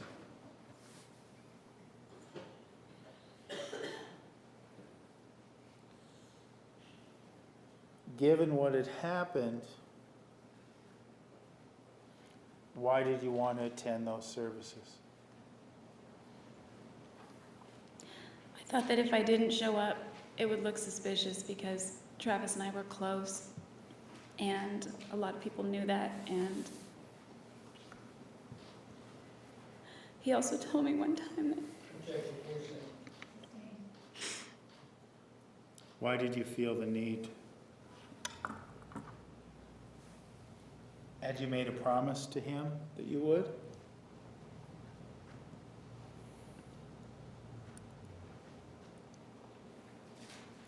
the subject of my funeral came up one time, and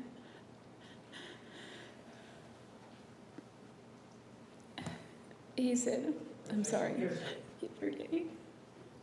Sustained.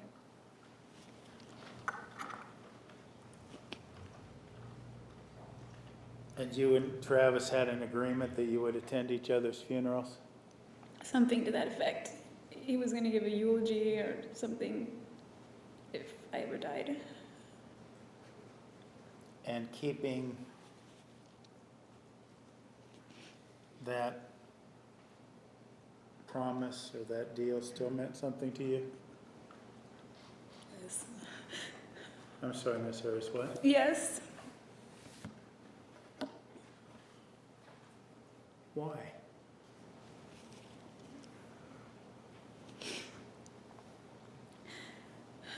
Because he would have come to mine, and even if it was in Antarctica. He told me.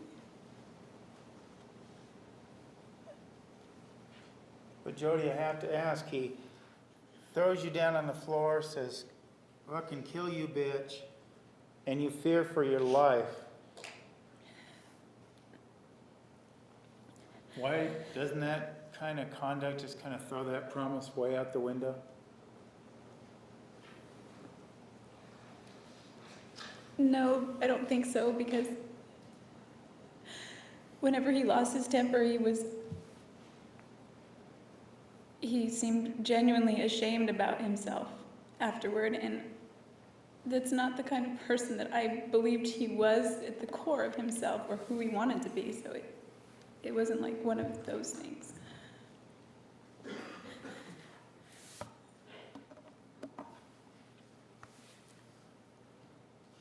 So you still viewed him as a good person? Objection leading. Rephrase. Is that correct? That you still viewed him as a good person? Objection leading. I believed in him and that he wanted to be a good person, and Objection beyond the question. She was asked whether or not she did view him as a good She's person. answering, Judge. She's Overruled. totally responsible. Complete your answer. I've seen very, very good sides to him, and that was the person that he wanted to be, and that's the person he wanted to embrace. And so, I mean, I've got sides that I'm not proud of, and he did too, and I just figured that's part of being human, and he had really good sides too.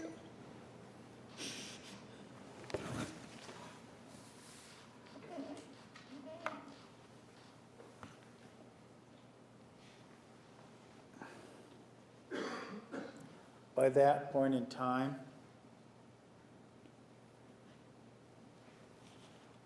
had you forgiven him for attacking you that day?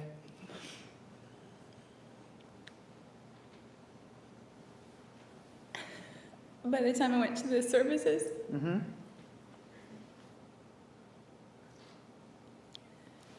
I blamed myself, so I didn't know how much there was to forgive, but I had this experience. It sounds silly, but I had this experience. She was asked if she did or not. What was your experience? I was at the Freeman's house in Gilbert after the service, and I was in the bedroom in the afternoon, just taking time out for myself, away from everybody. And I felt like he was there.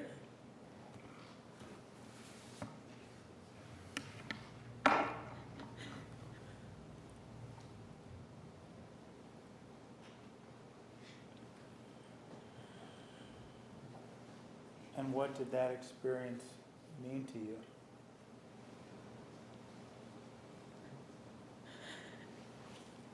It helped me to know that he was okay and he was at a better place. And maybe that he wasn't mad anymore.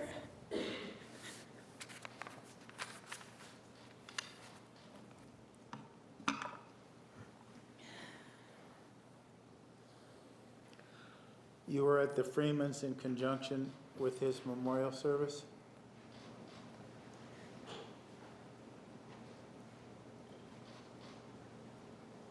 Yes.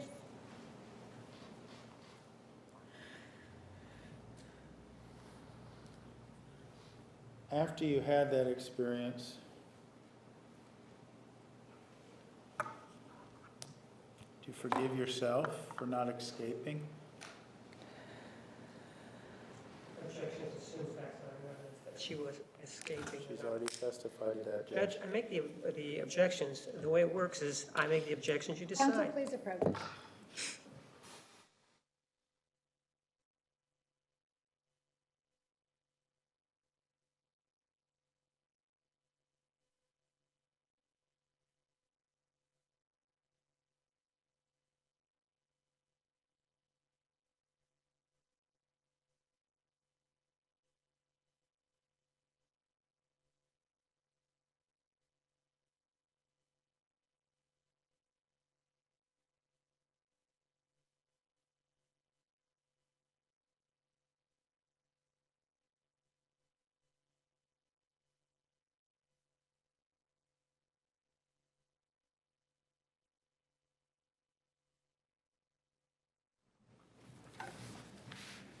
You testified earlier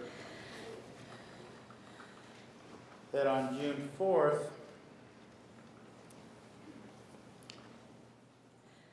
you didn't feel like you could escape because of an incident in 2007 where he caught you running down the hallway. Is that correct? Yeah, my intention was to run out of the room, and I didn't make it out. So in 2008, on June 4th, based on what you said earlier, you didn't consider that a viable option on June 4th. Is that right? Objection made. Sustained, rephrase. Did you consider, at the time, did you consider escape and running away as a viable option when he was attacking you? Not through the bedroom door. I thought I could run into the closet and then run the other way and then maybe get out. It didn't work out that way. So going back to my question then,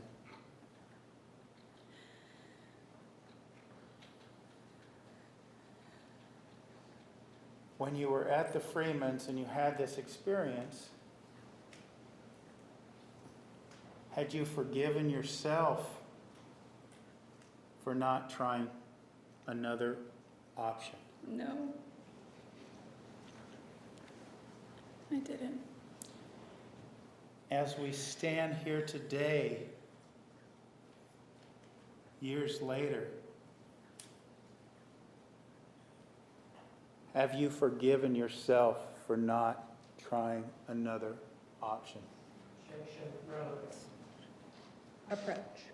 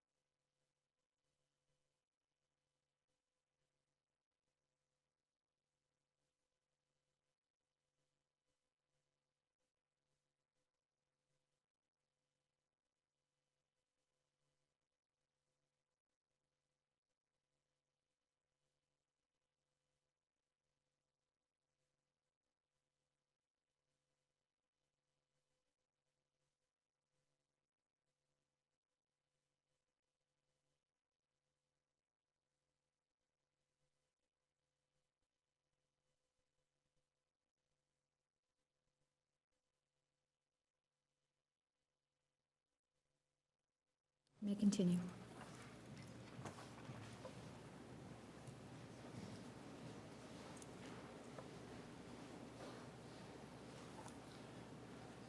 Jodi, ask my question again. As we stand here today, have you forgiven yourself for not finding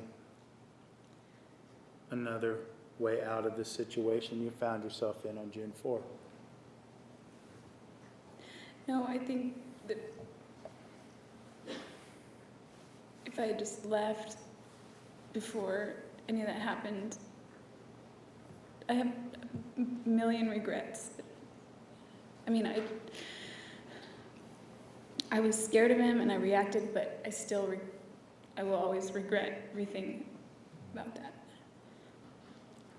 Do you blame yourself for not taking some other alternative measures? Yes. You did then and you do now, is that right? Objection asked and answered. Sustained.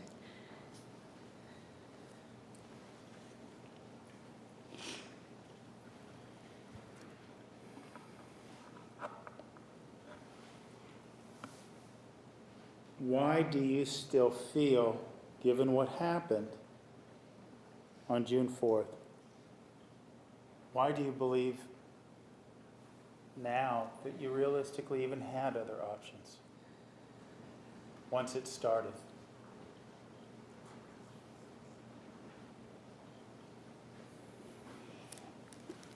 Well, maybe if I hadn't, when I grabbed the gun, I didn't mean to fire it. It just went off, and that made him even more angry. He just became this volcano. And so I think that if maybe I'd handled it properly, I don't know. Maybe he wouldn't have gotten he was already pissed off, but he was raging after that. And I think maybe if I had handled the gun properly and I meant to just point it at him, I thought it would stop him, then maybe he wouldn't have gotten as angry as he did. Maybe he wouldn't have threatened to kill me. I don't know. I have thoughts like that. And those thoughts were with you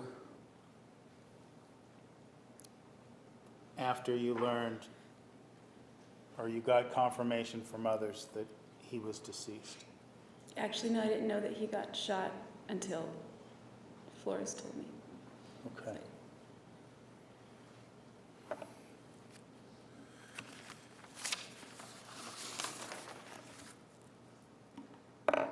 In terms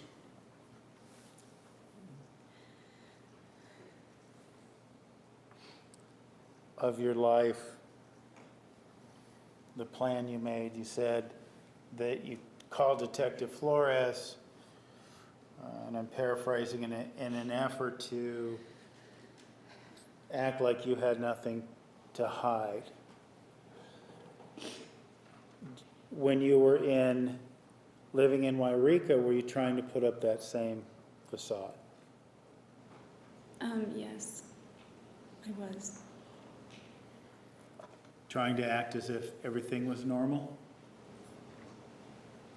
Well, it depends on the time period. The first week, yeah, I tried to act like nothing had happened. And then when I talked to Bishop Layton and Dan Freeman, it felt like I had more freedom to just let it out. At least my emotions. Because it was known now. Yes. And you say let out your emotions. Apart from that initial outburst you talked about after speaking with Bishop Layton, did you have others?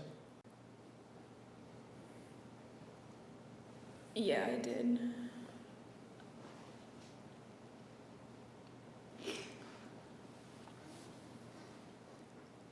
Several? Usually every night.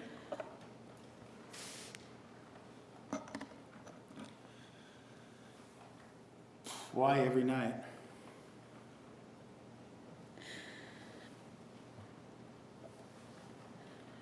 Because at night I just lay there and think about stuff.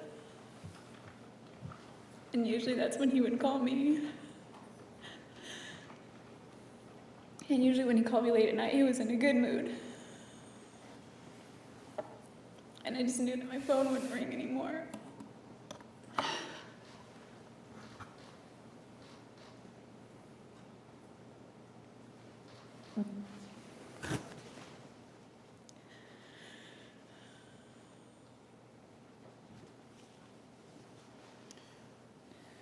Once you had permission to openly grieve, did you tell your family what happened? I told them that he died. I didn't tell them anything about me being there.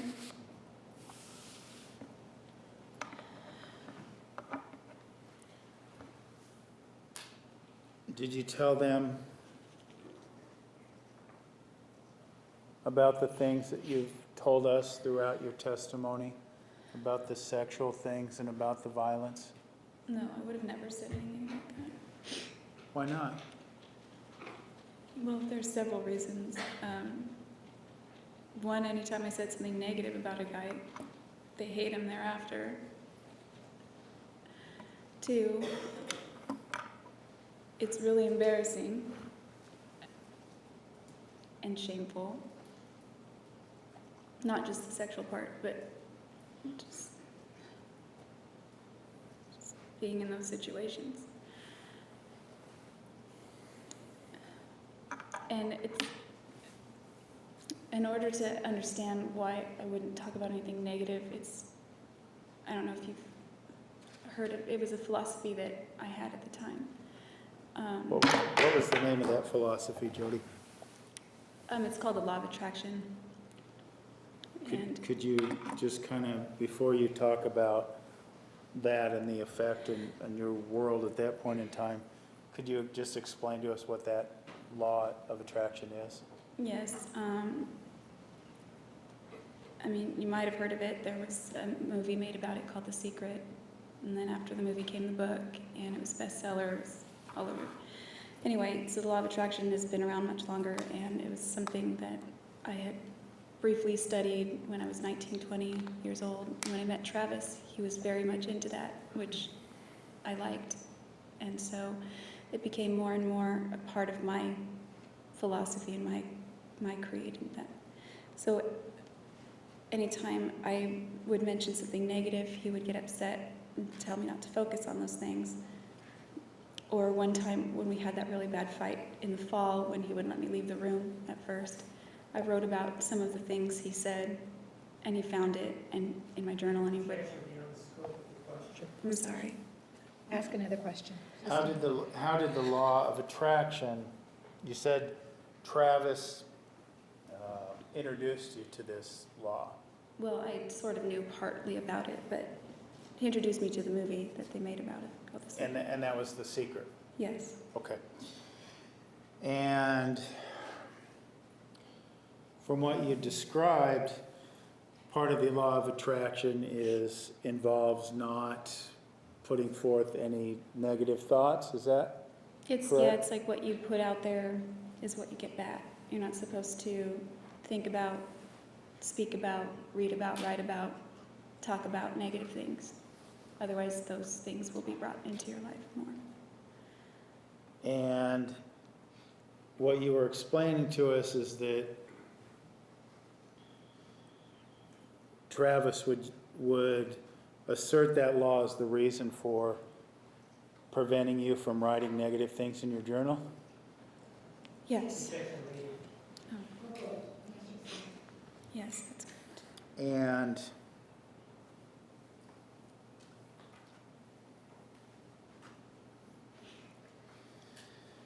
explain to us then, you mentioned the law of attraction and putting things out there. What was that, the meaning of that to you as it related to my question about saying anything negative about Travis to your family? I never said anything negative about Travis ever to anyone, except one time with Matt. So I didn't want to say anything negative to my family about him either. I didn't want to say anything negative about him at all, especially now. I didn't want anybody to know those aspects. When you say didn't want anyone to know those aspects, what do you mean? I definitely didn't want, I promised I wouldn't say anything about his other issues, which I didn't ever want that to ever come out, but His other issues, just please, what are we talking about? his, I don't know how else to call it, his sexual problems.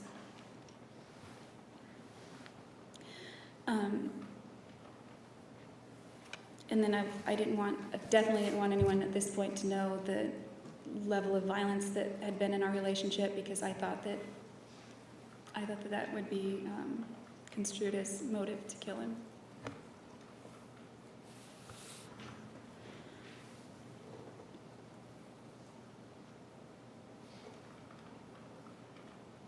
Okay.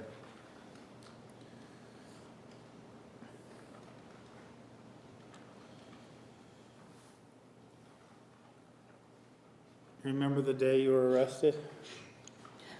Yes.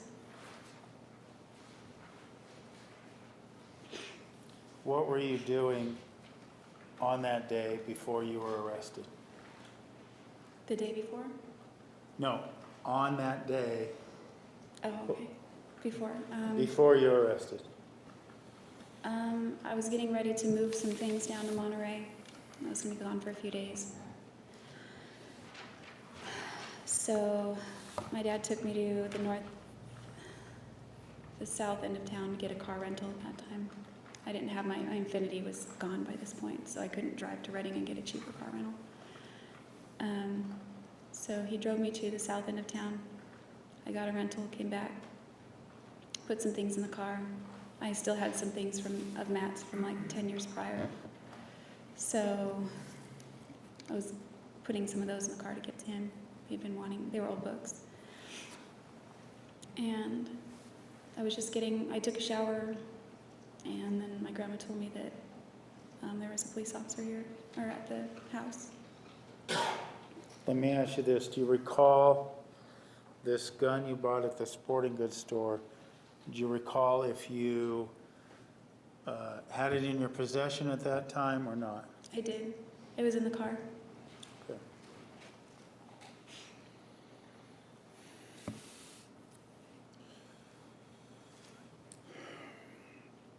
After you were arrested,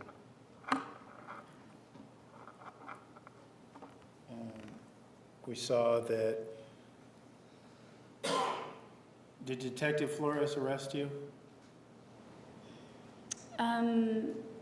I think Officer Potter put the handcuffs on me. I don't remember the handcuffs going on, but he was the one that came to the door. Okay.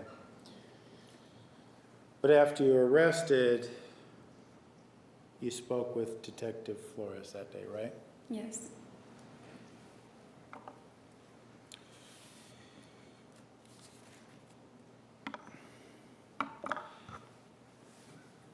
At this point in time, on the day you were arrested, you've had several phone conversations with Detective Flores, right? Yes.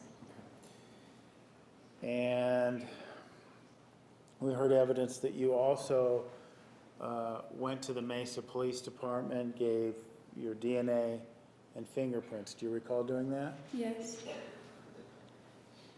Had you met Detective Flores in person prior to the day of your arrest? Yes. Okay.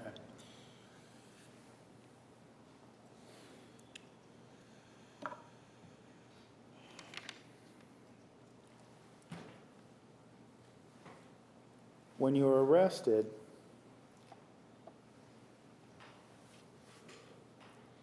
and questioned by Detective Flores,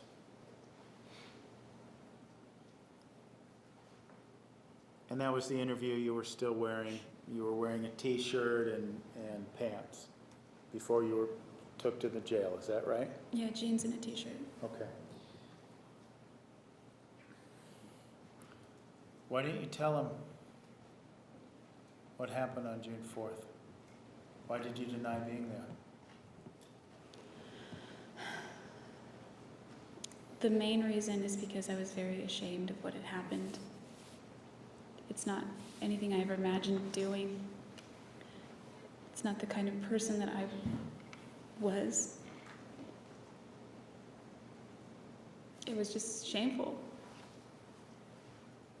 I didn't want anyone to know that I had anything to do with that, because it's very much not me, and it was shameful. And I was also very scared of what might happen. I didn't want my family to know that I'd done that. And I just couldn't bring myself to say that I did that. So on that day, based on what we saw on the tape, you made the choice to deny being there altogether, right? Yes.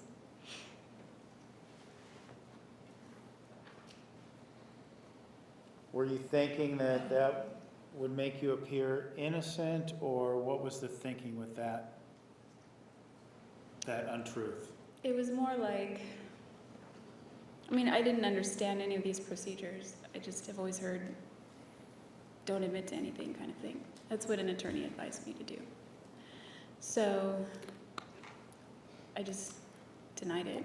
I guess I didn't understand that I could just be quiet and not say anything at all. Had you been interrogated by a police officer before? No.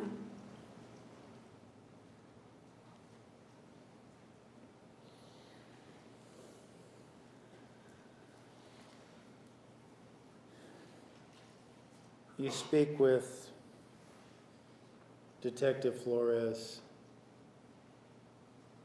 again the next day in Wairika.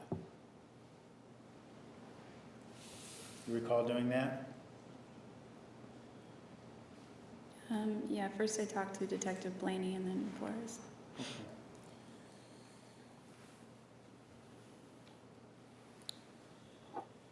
Now, when you spoke to Detective Flores on that second occasion,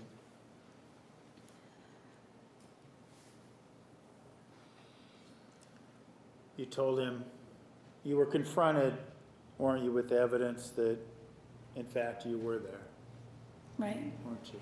Okay.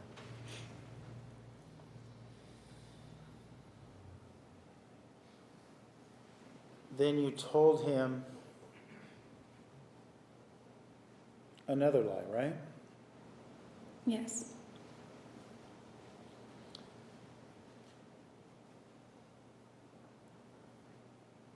What did you tell him?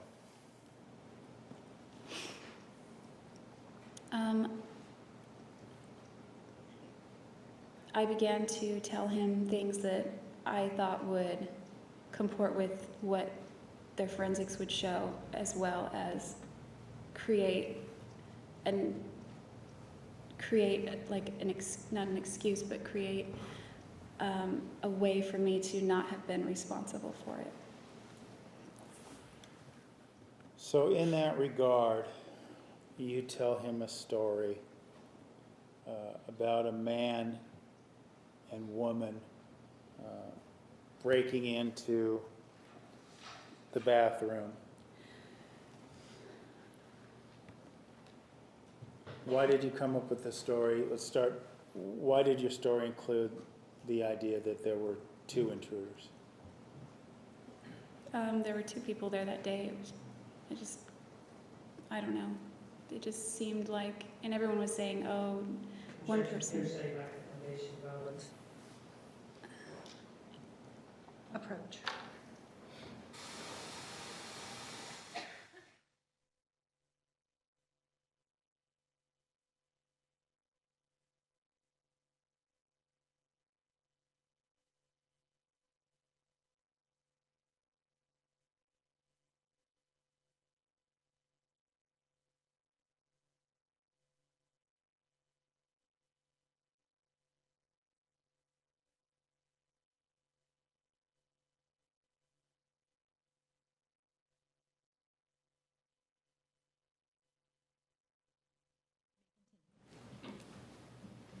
Why did you create a scenario in which two individuals conducted this attack? Prior to my arrest, there were a lot of rumors flying around, and Flores told me repeatedly that it had to have been more than one person.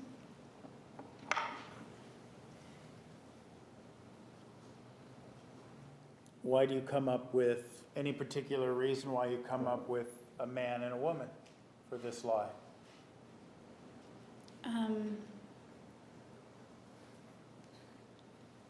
mean, it sounds a little esoteric, but I think it could have been symbolically like Travis and I, we were the ones fighting that day. I don't really know, to be honest. Okay.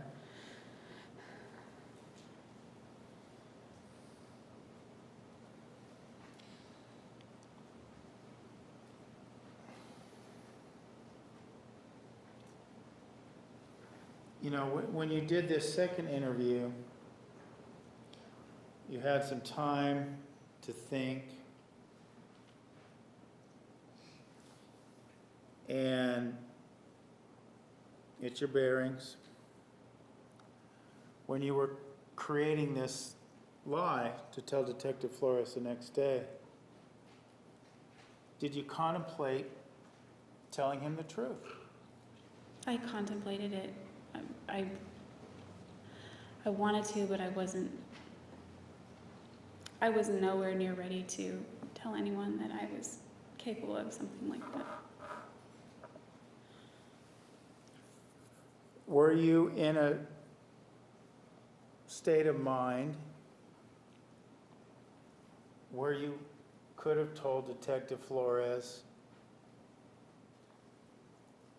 everything? The sex, the lurid sexual interest, the lurid sexual behavior. Did you want to tell him about that? No way. He's Mormon. It just was all the more shameful. What about Travis? Did you still want to protect him, his memory? I was very concerned about both of our reputations, and I didn't want to start throwing him under the bus, so to speak. I didn't want to say negative things about him now, because there were a lot of people already hurting, and I didn't see what benefit it would be to talk about any of those things. What do you mean, what benefit? What benefit to whom? To anybody, it would just cause more pain.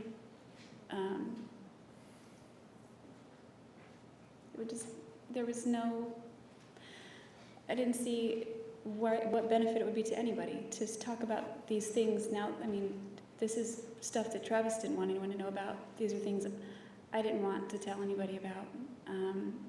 I certainly didn't want to tell Detective Flores about all the times that he was violent, because then I thought that they would think that that would be motive, and I didn't want.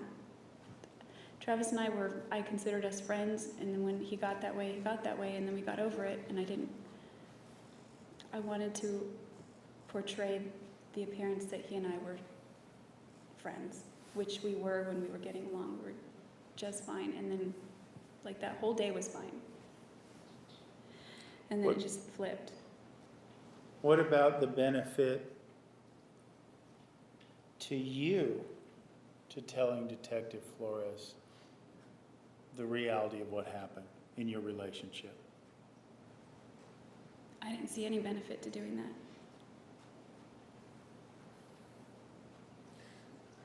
Was Travis, at this point in time, was Travis's image more important to you than your own future? It certainly was. I didn't feel like I had a future anyway.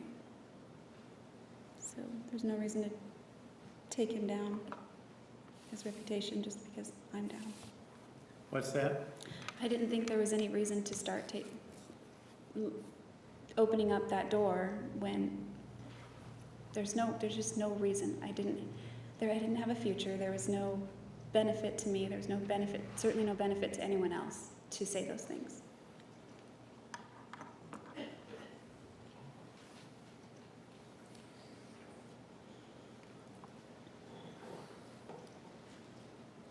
You had mentioned earlier, in accordance with the purchase of the gun, and that you said, well, once you had the gun, you realized it'd be so easy to just pull the trigger.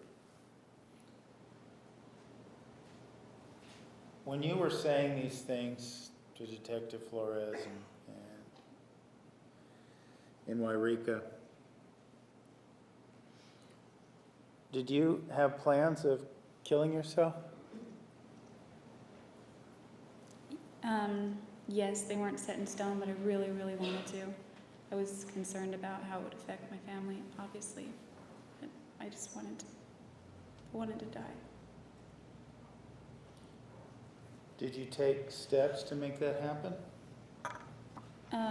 In California, after I was arrested, I did. What'd you do?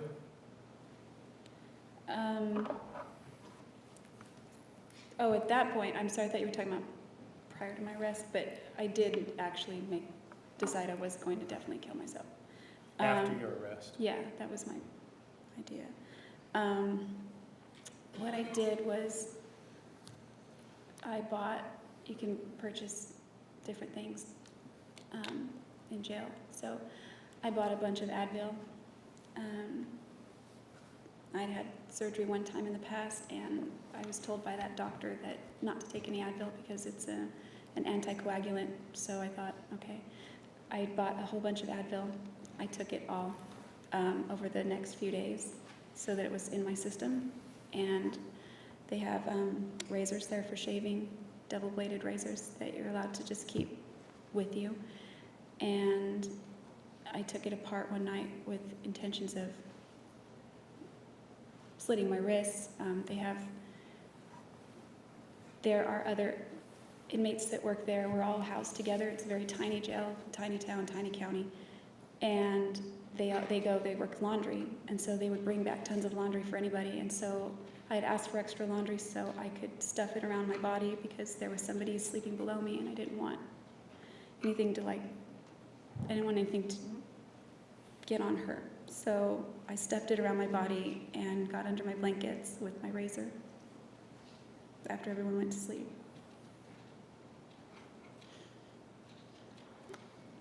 I never did it, obviously. I'm still here, but I was getting comfortable, and as I was moving around, I nicked my wrist with the razor on accident. It was more like a paper cut.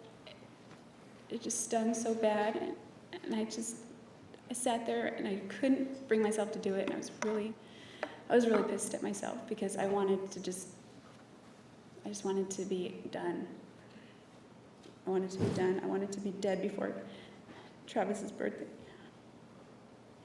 Travis's what? His birthday. And what was his birthday? July 28th.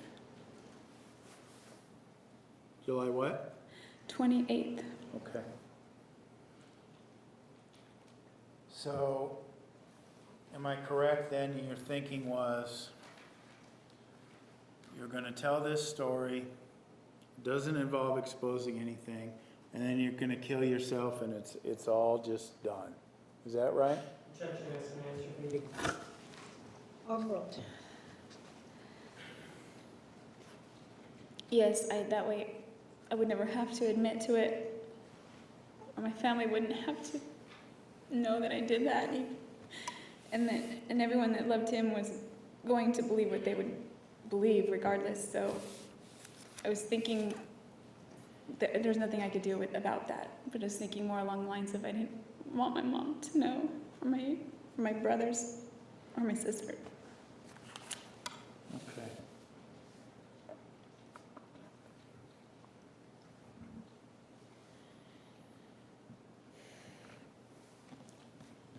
Jodi, apart from the police interviews, we've come to understand throughout this trial that you spoke with the media as well. Do you recall doing that? Yes. And without going into the details right now, do you remember, did you reach out to them? Any media outlet, or did they reach out to you? They reached out to my family. And when we're saying they reached out to your family, who was it that reached out to your family? CBS. Was there a particular person that reached out to your family that worked for CBS? Yes, his name's Jonathan Leach.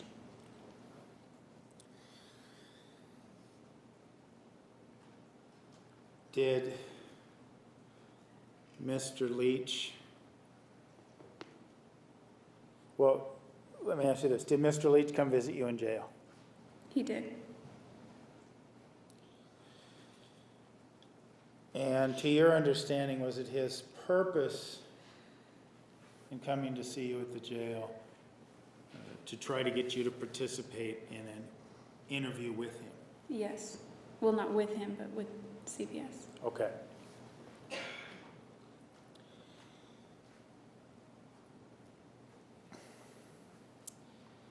And did you decide to participate in the interview?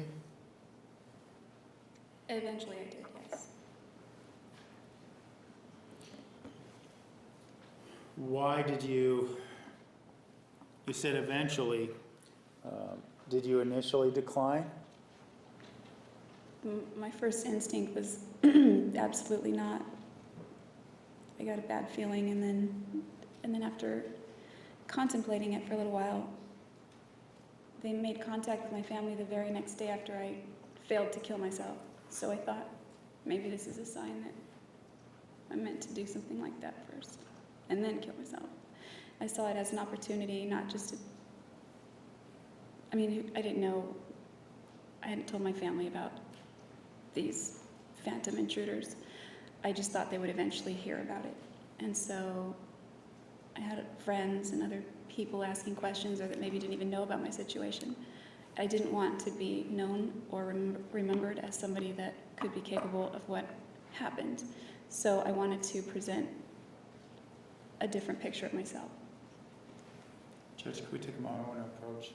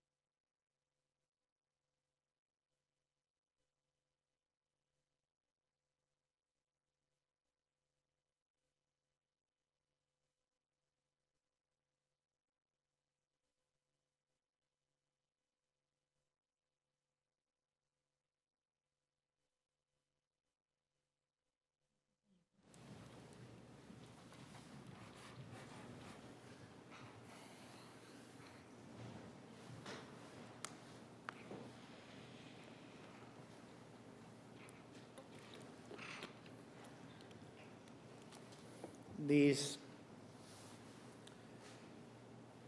I'm trying to get I'm hoping that you can give us a little better understanding.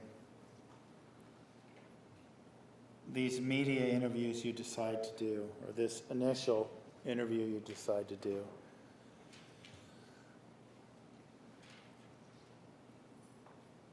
you're trying, you believe, you want this story out there in the public? Well, there was more motivation than just that. Jonathan had told me that Travis's friends and loved ones were all participating, and it would just be their side if I didn't say anything. So there was that as well. I wanted the world to believe that I loved him and I didn't have anything against him, and that I wanted the world to perceive me as just a normal person. Why was that important to you?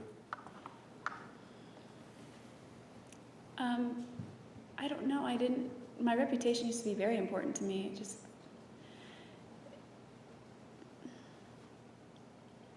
I think it had to do with a lot of the fact that I didn't feel very good about myself, and I portrayed one image to people of somebody who was responsible and mature and collected and sweet and nice, and behind the scenes I'm just falling apart, and I didn't want people to know that about me. I just wanted to get on there and just show people that I was not angry. I didn't hate him. It wasn't anything like that. And I also felt at that point that I made up this big stupid story for Flores and that I should stick with that.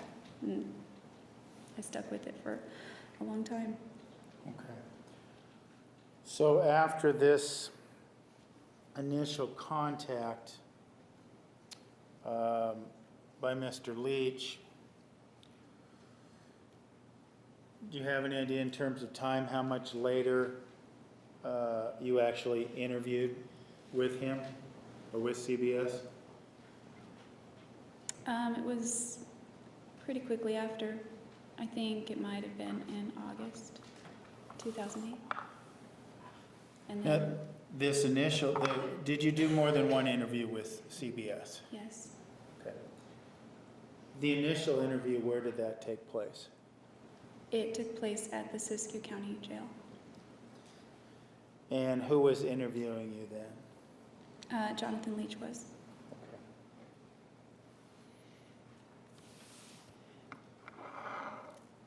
You said that this contact happened, if I understood you correctly, the day after this failed suicide attempt. Is that correct? That's correct. Okay. The contact, not the interview. Right. Was the plan then to do these interviews and then kill yourself, or did the suicide get put on hold? No, the suicide kept getting put on hold, but my plan was to not be around by the time it aired. That's my hope.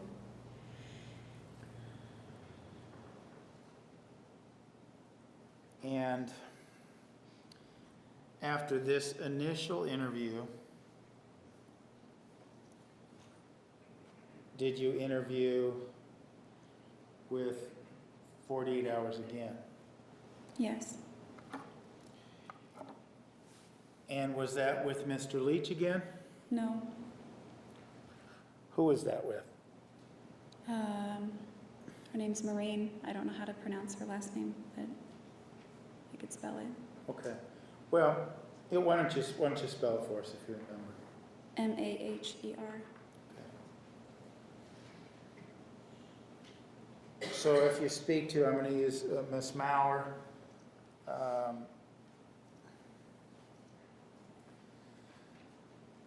Where are you when you have this interview with her? By this point, it's September 2008, and I'm here in Siskiyou County, at the jail here.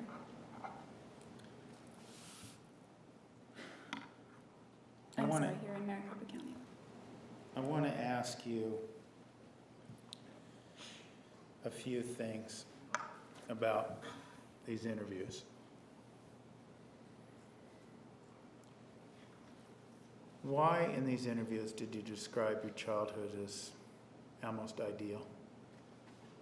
I felt it was. Objection reading, assumes facts not in evidence. Rephrase, sustained. When you were speaking with Miss Mauer, did you describe your childhood as almost being ideal? Objection reading. Yes, Why? I felt it was until a certain age. I think almost all good memories from age as early as I can remember until 7. I remember like 1 or 2 negative things. It was a great childhood up to that point. I had my brother, I had my pets. Like I said, I had places to play. I had lots of little friends at school, that kind of thing. That was part of it, right? That's- That idealness? Yeah, that was part of it. You didn't tell her the other part. Well, I didn't want to say anything. I didn't want to say anything bad about anything, about my family, about Travis, about myself. I didn't want anyone to know about other negative aspects of my upbringing. And I sugarcoated everything that I said. Everything was rosy. That's how I said it. Including your relationship with Travis? Yes. I glossed over the negative things. I mean, they got a quick mention, but I glossed over them. Were you asked during these interviews if you'd ever been physically abused by Travis? Yes. Do you remember how you responded to those questions? Yeah, I wasn't specific. I didn't go into a lot of detail. I just said a few very minimal things and shrugged it off as nothing big, not a big deal. Why? Again, I didn't want people to know the level of violence that our relationship had reached at a couple of points, and I thought again that would be construed as a possible reason for me having killed him. Having what? Killed him. You mentioned, well, let me ask you this. During these interviews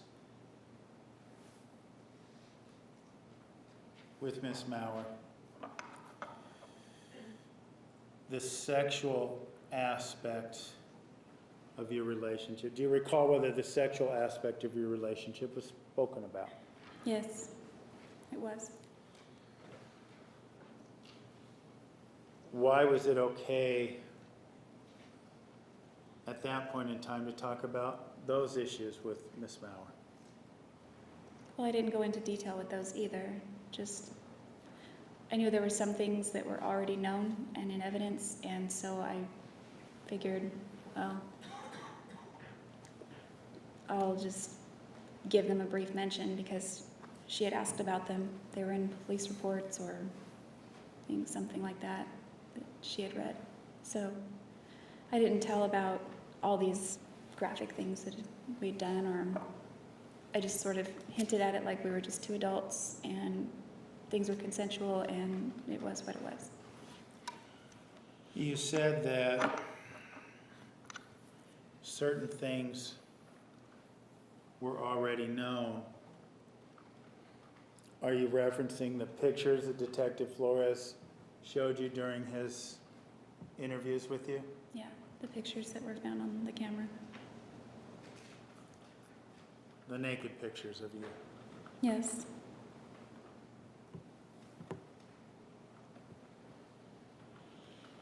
During your phone calls with Detective Flores, you also admitted that there was a sexual relationship between you and Mr. Alexander, didn't you? Yes, I did. Why did you do that at that time?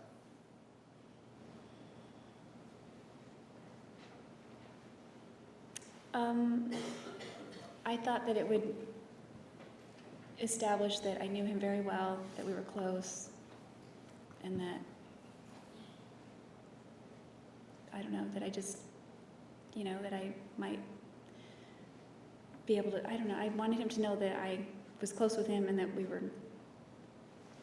I didn't want him to know that we were like doing all this stuff, but just that there was no malice there. Had you, before you told Detective Flores, after June 10th when you learned about Mr. Alexander's death, and the time you told Detective Flores about your sexual relationship, had you confessed that sexual relationship to other persons? Yes.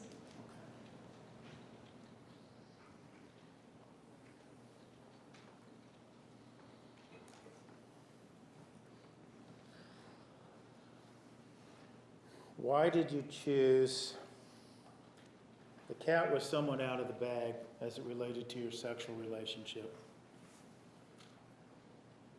Why did you choose to minimize it during all these interviews? Well, because I didn't want to get explicit. I mean, I confessed to my bishop, and I mean, it wasn't a secret, but it wasn't widely known either. And I also I just didn't want people to know, like, it's embarrassing, really, is why I didn't want to get into detail about it.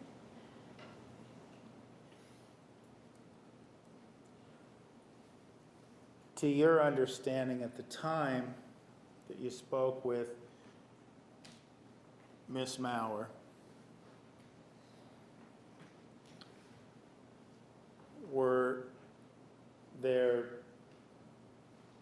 did the evidence exist about the Spider-Man underwear? Did the text messages exist about him calling you a whore? Was any of that stuff, to your knowledge, something that anyone knew about? I didn't think anyone would know about the Spider-Man underwear because it had been months since we had texted about that or talked about that. I knew that some of those mean emails were still in my account. I didn't know about his. I figured they would be found eventually. So, I mean, I didn't have any knowledge of them knowing about it at this point, but I assumed they did. Okay. Earlier in this trial, we heard the phone sex conversation you recorded with Mr. Alexander. Was that on the phone that you had in your possession while you were arrested? No. So to your belief, no one knew about that either, is that correct? That is correct, yes. Okay. I didn't know about that tape. Right. I hoped. I didn't know where my phone was. What's that? So that was my hope. Okay. Anyway.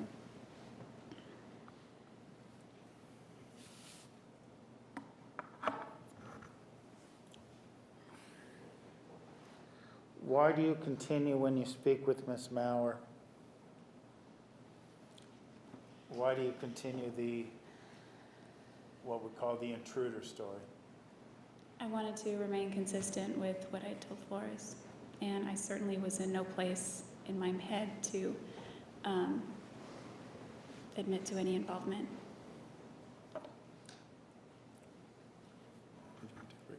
All right, ladies and gentlemen, we're going to take the afternoon recess. Please be back in the jury room at 3:20. We will start promptly at that time. Please remember the admonition. You are excused. Please back to the jury.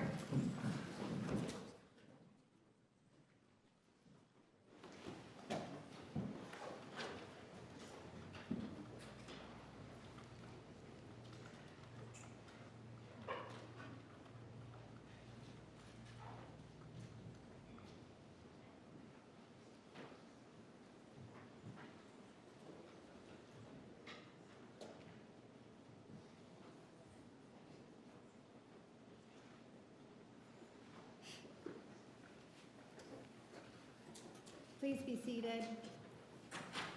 Ms. Arias, you may step down. Council, please approach. We are in recess.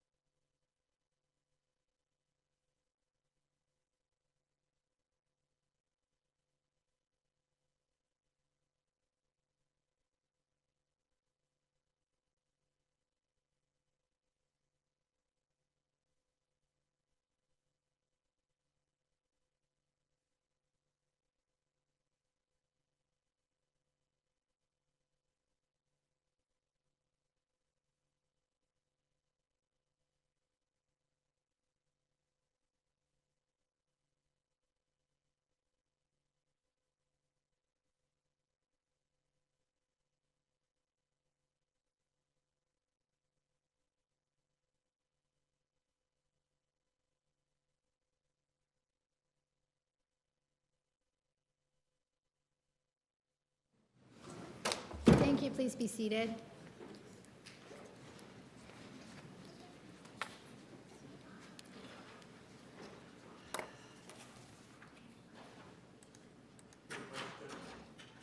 Yes.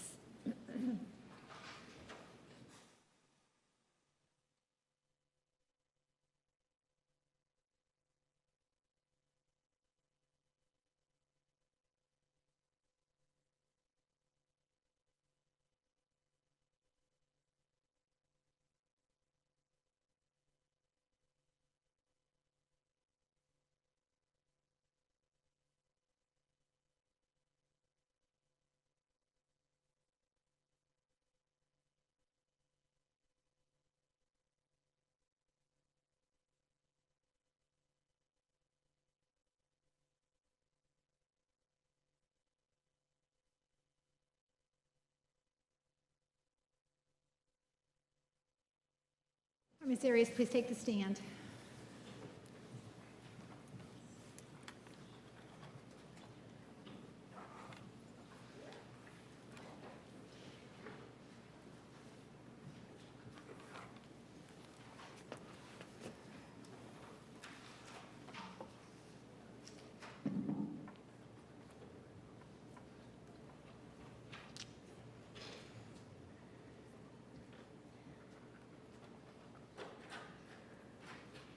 Please stand for the jury.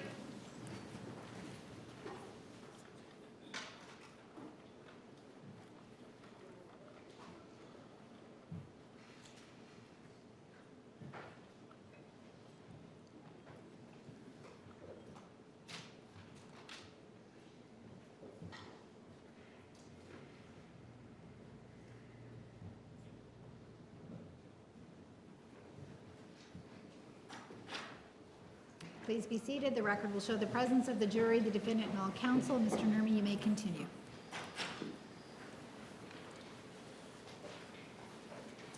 Ms. Arias, before the break, we were talking as it relates to these interviews and your discussions after Travis's death was discovered, that you felt to some degree, as it relates to the interviews, and we were talking to some degree how the cat was out of the bag as it related to your sex life with Travis, right? Yeah, it was more than out of the bag. It felt like it was under a microscope at that point. Okay. The dirty little secret was out. Right. And why, you said you had told others about your sexual relationship. Do you remember who you told? Yes, the first person I told was a mutual friend, Aaron. What's his name? Okay. And why did you, well, prior to this, you told us about some comments you had made to Rachel about sexual activity that you minimized. You recall telling us about that? Yes. And then, well, when you spoke with Aaron, did you also minimize the behavior? No, Aaron wasn't, he was a church member, but he wasn't living the standards of the church, so I assumed that by sharing this with him, he wouldn't judge me. That maybe he was in a similar boat, so to speak. And I also was still seeking advice, and I was still hesitant to go to my bishop based on the discussion I had with Travis about that.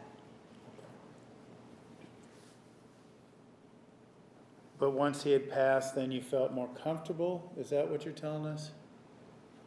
Talking about these things? Yeah, I would have never talked to Aaron about that if, I didn't want anyone to know about that. But he wouldn't judge me, is what was my thought. Okay.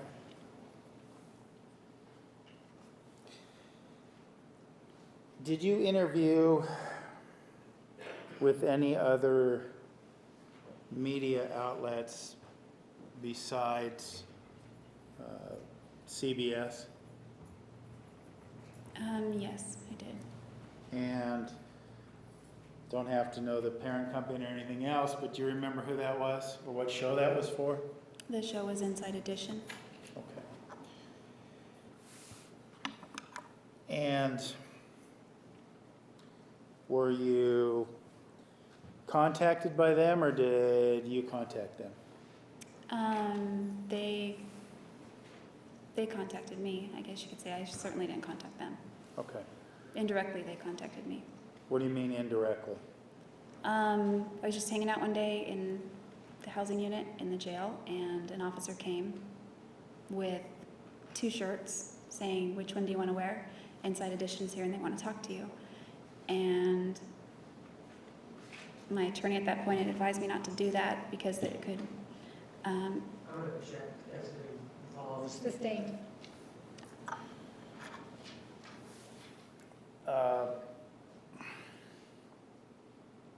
So after the officer gives you the shirt and you say you go, what happens after the officer gives you the shirt? well, she didn't give me the shirt right away because I didn't want to do it at first, but I was encouraged to.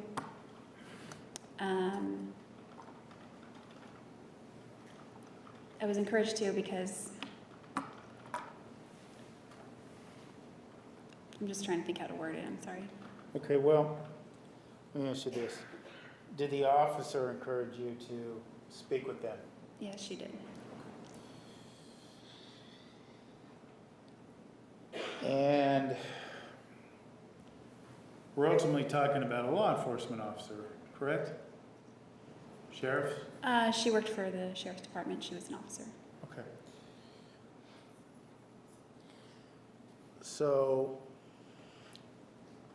when you describe the situation with Mr. Leach, it appeared he came and met you and talked to you about why you should interview. before there were any cameras. Is that accurate? Yes. Okay. The gentleman from Inside Edition, do you remember his name? I think his last name was Boyd. I don't remember Okay. his first name. Well, okay, we'll just, the reporter for Inside Edition, did he come meet you and without cameras and try to discuss whether or not you should participate in an interview with his television program? No, it was just sprung on me. Okay. So the videotaped recorded interview you saw was the first contact that we saw earlier, was the first contact you had with Inside Edition? Yeah, the first and only. Okay. Now, when we began your testimony some days ago, we talked about a quote you had said, and I'm paraphrasing a bit, that no jury would ever convict you. Do you recall that? Right. And earlier you described those as being the bitterest words you'll ever have to eat when we began this testimony. Do you recall that? Yes. Okay. Let me first ask you this comment, no jury would convict you. Why did you say that? Objection, that's the answer. Overruled. Well, you can't convict a dead person, and I'd planned to be dead long before this ever even got close to trial. That was my hope. Why did you choose those particular words? Well, I didn't watch very much TV prior to being arrested, and then after I was arrested, it was on all the time in the same room where I lived, and so there was a TV program on that everyone was watching, and a lawyer on there was talking about a case that they were trying to get somebody indicted, and the prosecutor said no jury will convict, and the way she had said it was very powerful, and it impacted me, and it just stuck in my head. So by this time I think I'd already done the CBS interview. I was similarly confident in that interview that there wouldn't be a conviction. I didn't tell her why, obviously. And then, so by the time this interview came along, it came out more, I thought, more eloquently and more forcefully and more assuredly. But I obviously couldn't say why, because the officer that had escorted me to that interview, the one that encouraged me to do it, would have escorted me elsewhere afterward. Okay. Now, at this point in time, since since Mr. Alexander's death was discovered, you told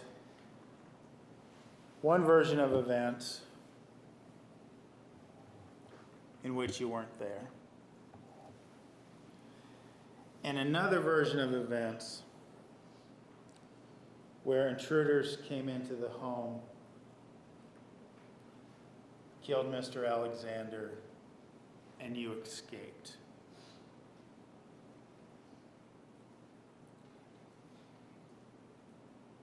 Why did you then now decide to tell us what really happened? Objection, vouching what really happened. Just telling us something. Sustained rephrase. Why did you decide to come forward? All these things that you've been hiding. Mr. Alexander's sexual interests, the sexual relationship, the violence.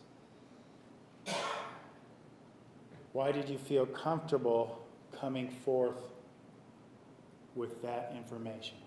Objection, indicating that she was hiding this, assumes facts not in evidence. He started the question by saying, Overruled, you may answer the question. It wasn't an overnight decision by any means. From day one, there was a part of me that always wanted to, but didn't dare do that. I would rather have gone to my grave not without confirming that I could have done something like that. I was extremely ashamed of it. It wasn't in line with who I was or how I had been living my life all the way up to that point. So as the years went by, however, I began to, it feels very fraudulent from day one, especially when there are so many nice people reaching out to you and they believe you or they believe in you. It just feels, it doesn't feel right. It feels fraudulent, it feels wrong. My family also remained very supportive and told me that it doesn't matter what happens, we love you anyway. And I realized at that point that even if I told the truth, that they would still be there and they wouldn't walk away. So it was around, it evolved. It was a process that happened over a long period of time, but by the time the spring 2010 rolled around, I confessed. You what? Confessed.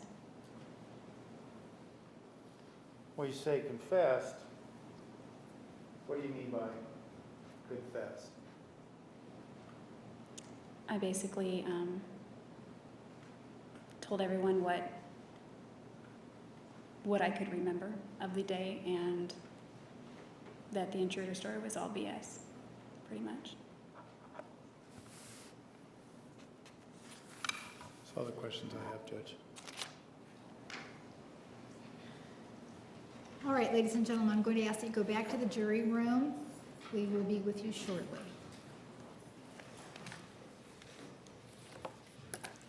Please stand for the jury.